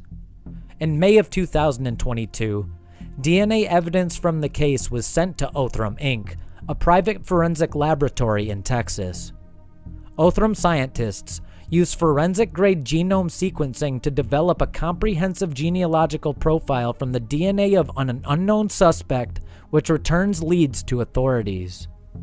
The investigation led to the identification of Charles David Shaw. His identification was confirmed by 3 separate familial DNA comparison tests. Shaw, who lived less than 5 miles from where Christina went missing, passed away in November of 1983 of accidental asphyxiation. Based on information received from Shaw's family, the sheriff found out he was an addict with a disturbing life who struggled with mental illness and his gender identity. Shaw had several interactions with law enforcement beginning at a young age. One such interaction resulted in his arrest in 1981 for the attempted abduction of a woman from the Fowlerville McDonald's parking lot. In 1973, Shaw was arrested by the Livonia Police Department on breaking and entering charges. In 1977, he was arrested by the LPD on a drug possession charge, and in 1982, he was arrested for larceny of women's shoes from a Kmart. Livingston County Sheriff Mike Murphy said, "When there's a slaying, there's normally some sort of a connection between the victim and the suspect, and in this case, there was none." That's one of the reasons that this was 40 years in the making. There were no tips, there was no evidence. There was no indication that would lead us to Charles Shaw. The work that was done back in 1983 to preserve the evidence to process the scene was an outstanding effort by everybody that was at the scene, detectives as well as the responding deputies, Murphy said. We are hopeful that the surviving family members of Cristina Castiglione, along with victims and families of other violent unsolved crimes who have been awaiting justice for decades, experience closure as genealogical DNA continues to help law enforcement advance efforts to achieve justice for victims. Investigators have always believed Christina's case could be linked to others, such as Kimberly Loisel and Anna Marie Doragazi. Kimberly was 16 and lived with her parents and two siblings in Green Oak Township near South Lyon, Michigan in the spring of 1982. She had been dating an older guy from Redford, but he would soon be moving to Detroit, and the two had wondered if it might be best to call it quits soon, rather than attempting a long-distance relationship. Nevertheless, Kimberly had gone to see him and his family for a couple of days and was set to return home on March 20th of 1982. Her boyfriend's brother dropped her off at the corner of 8 Mile Road in Merriman and Livonia, and she planned to catch another ride the rest of the way. However, Kimberly hit a snag at that point in the journey. Although she appears to have had made several calls in an attempt to find someone who could drive her, she failed to get through. The teenager may have decided to hitchhike instead, which she did regularly and which was still common at this point in the 1980s. At around 6:30 p.m., an acquaintance spotted a girl matching Kimberly's description in a faux fur jacket and jeans in Livonia, but this was the final sighting. After this, she disappeared. It wouldn't be until April 14th of 1982 that Kimberly's body was discovered. She had been assaulted, beaten and strangled before being dumped in a wooded area off a trail at the Island State Recreation Area in Green Oak Township. Cindy Arthurs is Kimberly's sister, and she was 13 when the crime took place. She said that the loss of Kimberly, who loved riding horses, writing poems, and hoped to be a nurse when she grew up, deeply affected her. Kimberly's case is assigned to Michigan State Police, but is also regularly viewed by Livingston County Sheriff's Office. However, Detective Lieutenant Eric Darling said the lack of reasonable and tangible leads is proving frustrating after all these years. 20-year-old Anne Marie Doragazi lived in a trailer at Camp Dearborn in Milford, Michigan.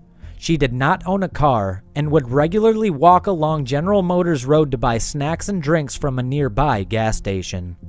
She was last seen on September 27th of 1981, and her partially clothed body was discovered in a ditch west of Martindale Road 2 days later. Like Christina, Anne Marie is believed to have been slain elsewhere before being dumped by the roadside. Livingston County Cold Case Team can be reached at 517-540-7880, while Oakland Sheriff's Investigative and Forensic Services Division IFS Cold Case Unit is available via 248-858-7155.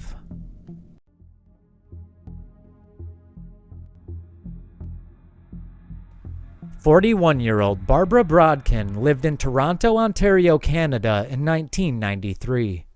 She worked as a secretary and was a single mother to her 6-year-old son, Zachary.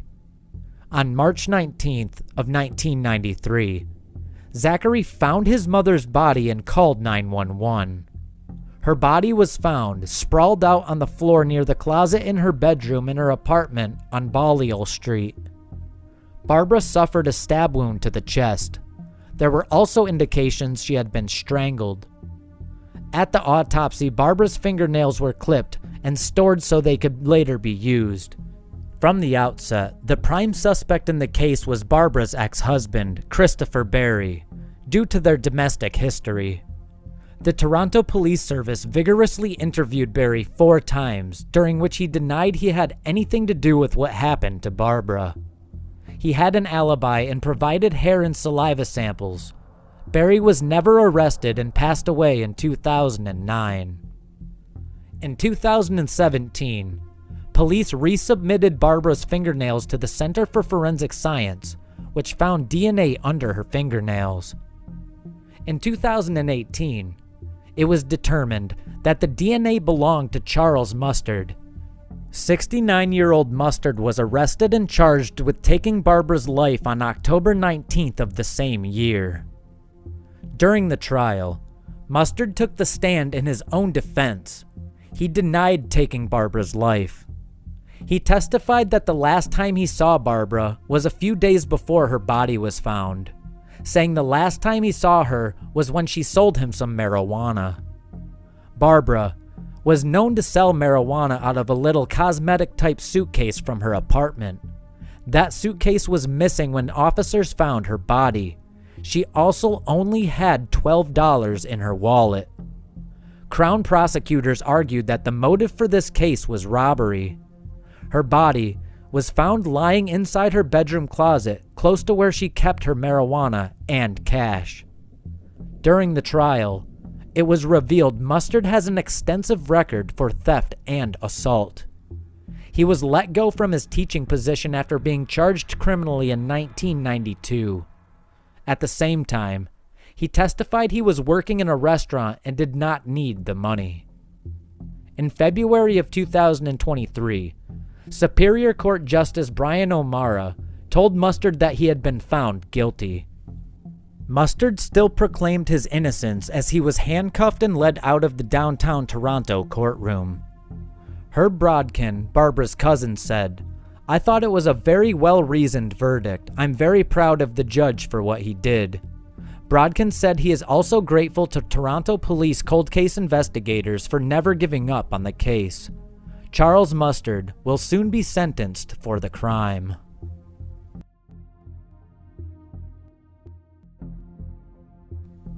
More than 2 decades ago on New Year's Day of the year 2000, officers with the Lake Charles Police Department responded to a shooting at about 2:30 a.m. at the Dollhouse in Louisiana. There, they found that 3 victims, LaShonda Harmon, 24, Shonda Woods, 24, and Alan Babineau, 27, suffering from gunshot wounds. All 3 were transported to local hospitals for treatment. Nearly an hour later, Alan Babineau succumbed to his injuries. Lake Charles Police Department Deputy Chief Franklin Fondell was one of the first officers on the scene. "I was a patrol officer here and happened to arrive on scene that night. I did the initial report of how chaotic the scene was." Fondell said the shooting was a result of multiple altercations that took place inside the Dollhouse. Fondell said fights escalate to a larger confrontation in a parking lot where shots were fired into the crowd. In 2000, the investigation was turned over to the Violent Crimes Task Force. They were unable to identify the culprits and the case went cold. In January of 2022, the Calcasieu Parish District Attorney's Office contacted LCPD in hopes of reopening the case. Fondell said, reopening the case stemmed from the Babineau family's consistent efforts for closure. In response, an investigative team was formed composed of Fondell, Major Kevin Kirkham, Detective Sergeant Willie Fontenot, and crime scene technician Kristen Howell. After reopening the case, the team independently reviewed all existing case files and evidence. Additionally, they decided to revisit the crime scene to reconstruct and re-examine the incident. Fondell said the investigation has been a wide-spanning collaborative effort. After their independent reviews, all compiled evidence was examined alongside the Southwest Louisiana Crime Laboratory and the Calcasieu Parish Coroner's Office. Before being submitted to the Louisiana State Police Crime Laboratory for additional forensic testing, this process took about 1 year.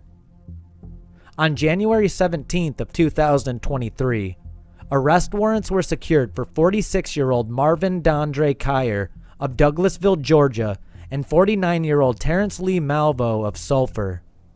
LCPD investigators and Sergeant George Miller, LCPD liaison with the U.S. Marshals Service Violent Offender Task Force, contacted the Douglas County Sheriff's Office to inform them of the active arrest warrant.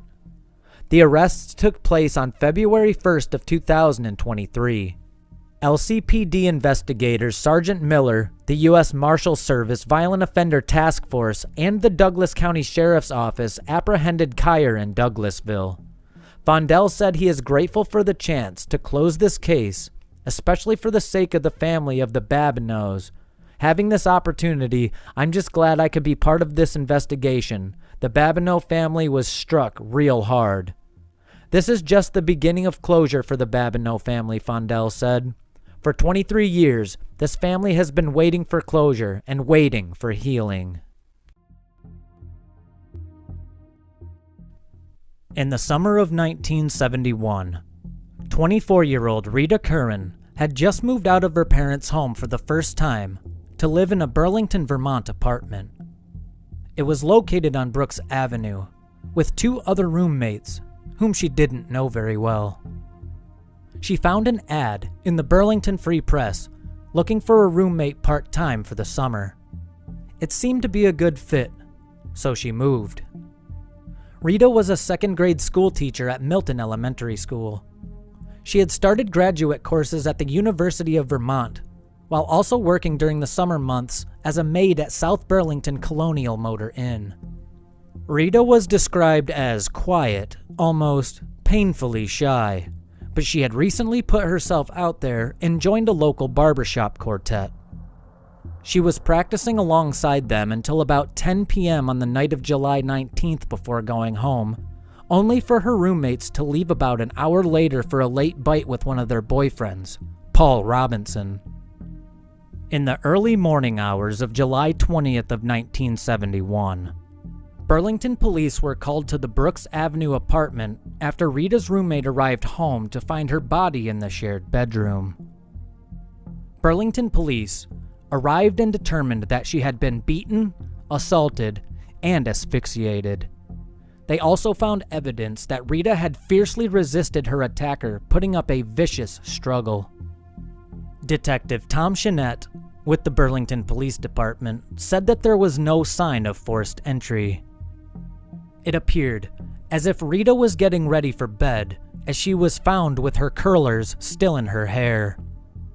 Rita's purse, which contained cash and all of her personal papers including her driver's license, was on the floor directly behind the door, prompting investigators to conclude it was not a robbery. Paul Robinson, who was dating one of Rita's roommates and had been staying at the trio's apartment at the time of the crime, said, "We were gone, maybe 2 or 3 hours. We had asked Rita to join us that night, but she said no." Robinson said he still remembers the screams when Rita's roommate found her body. This kind of horror was unheard of in Burlington, Vermont. It was a very innocent time. I can't tell you how fast deadbolts flew off the shelves after Rita's slaying. According to Tom Chenette, Rita received mysterious phone calls before her demise.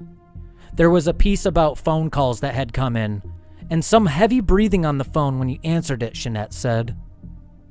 Police officers collected evidence from the crime scene that included a single cigarette butt found near her arm.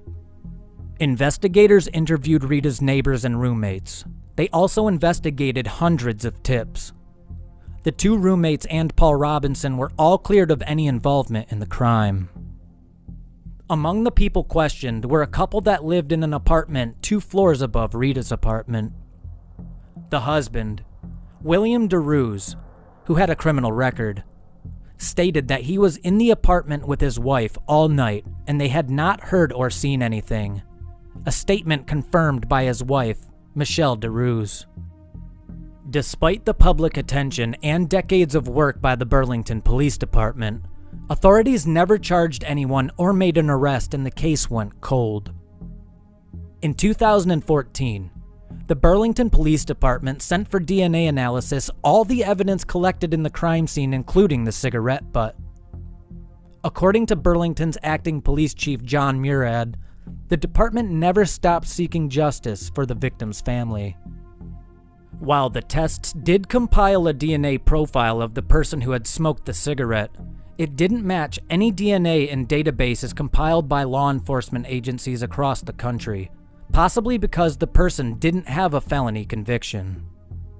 By 2019, Rita's case became Burlington Police Department's oldest case. Rita's sister, Mary Campbell, said the crime still left her shocked and feeling hopeless. "We don't know any more today, 50 years later, than we knew the day of the crime," said Campbell.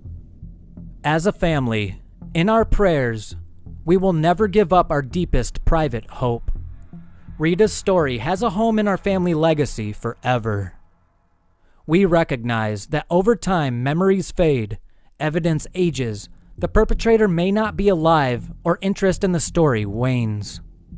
We know Rita's demise did not happen in a vacuum. Somebody somewhere knows what happened that night on July 19th of 1971, and they will take that information to their grave. May God have mercy on their soul." In 2019, a new team of detectives picked up the case. Detective Lieutenant James Trebe, instead of having a single detective work on the case alone, per the department's usual strategy, decided the police would treat the crime as if it had just been committed and brought in a team of detectives and expert technicians to review and discuss it. The team began retesting evidence and sent the cigarette butt for DNA analysis using genetic genealogy, the process that used genealogical DNA tests in combination with traditional genealogical methods to infer genetic relationships between individuals. An outside genetic genealogy expert then concluded that the cigarette DNA had strong connections to relatives of William DeRuse on both his paternal and maternal sides.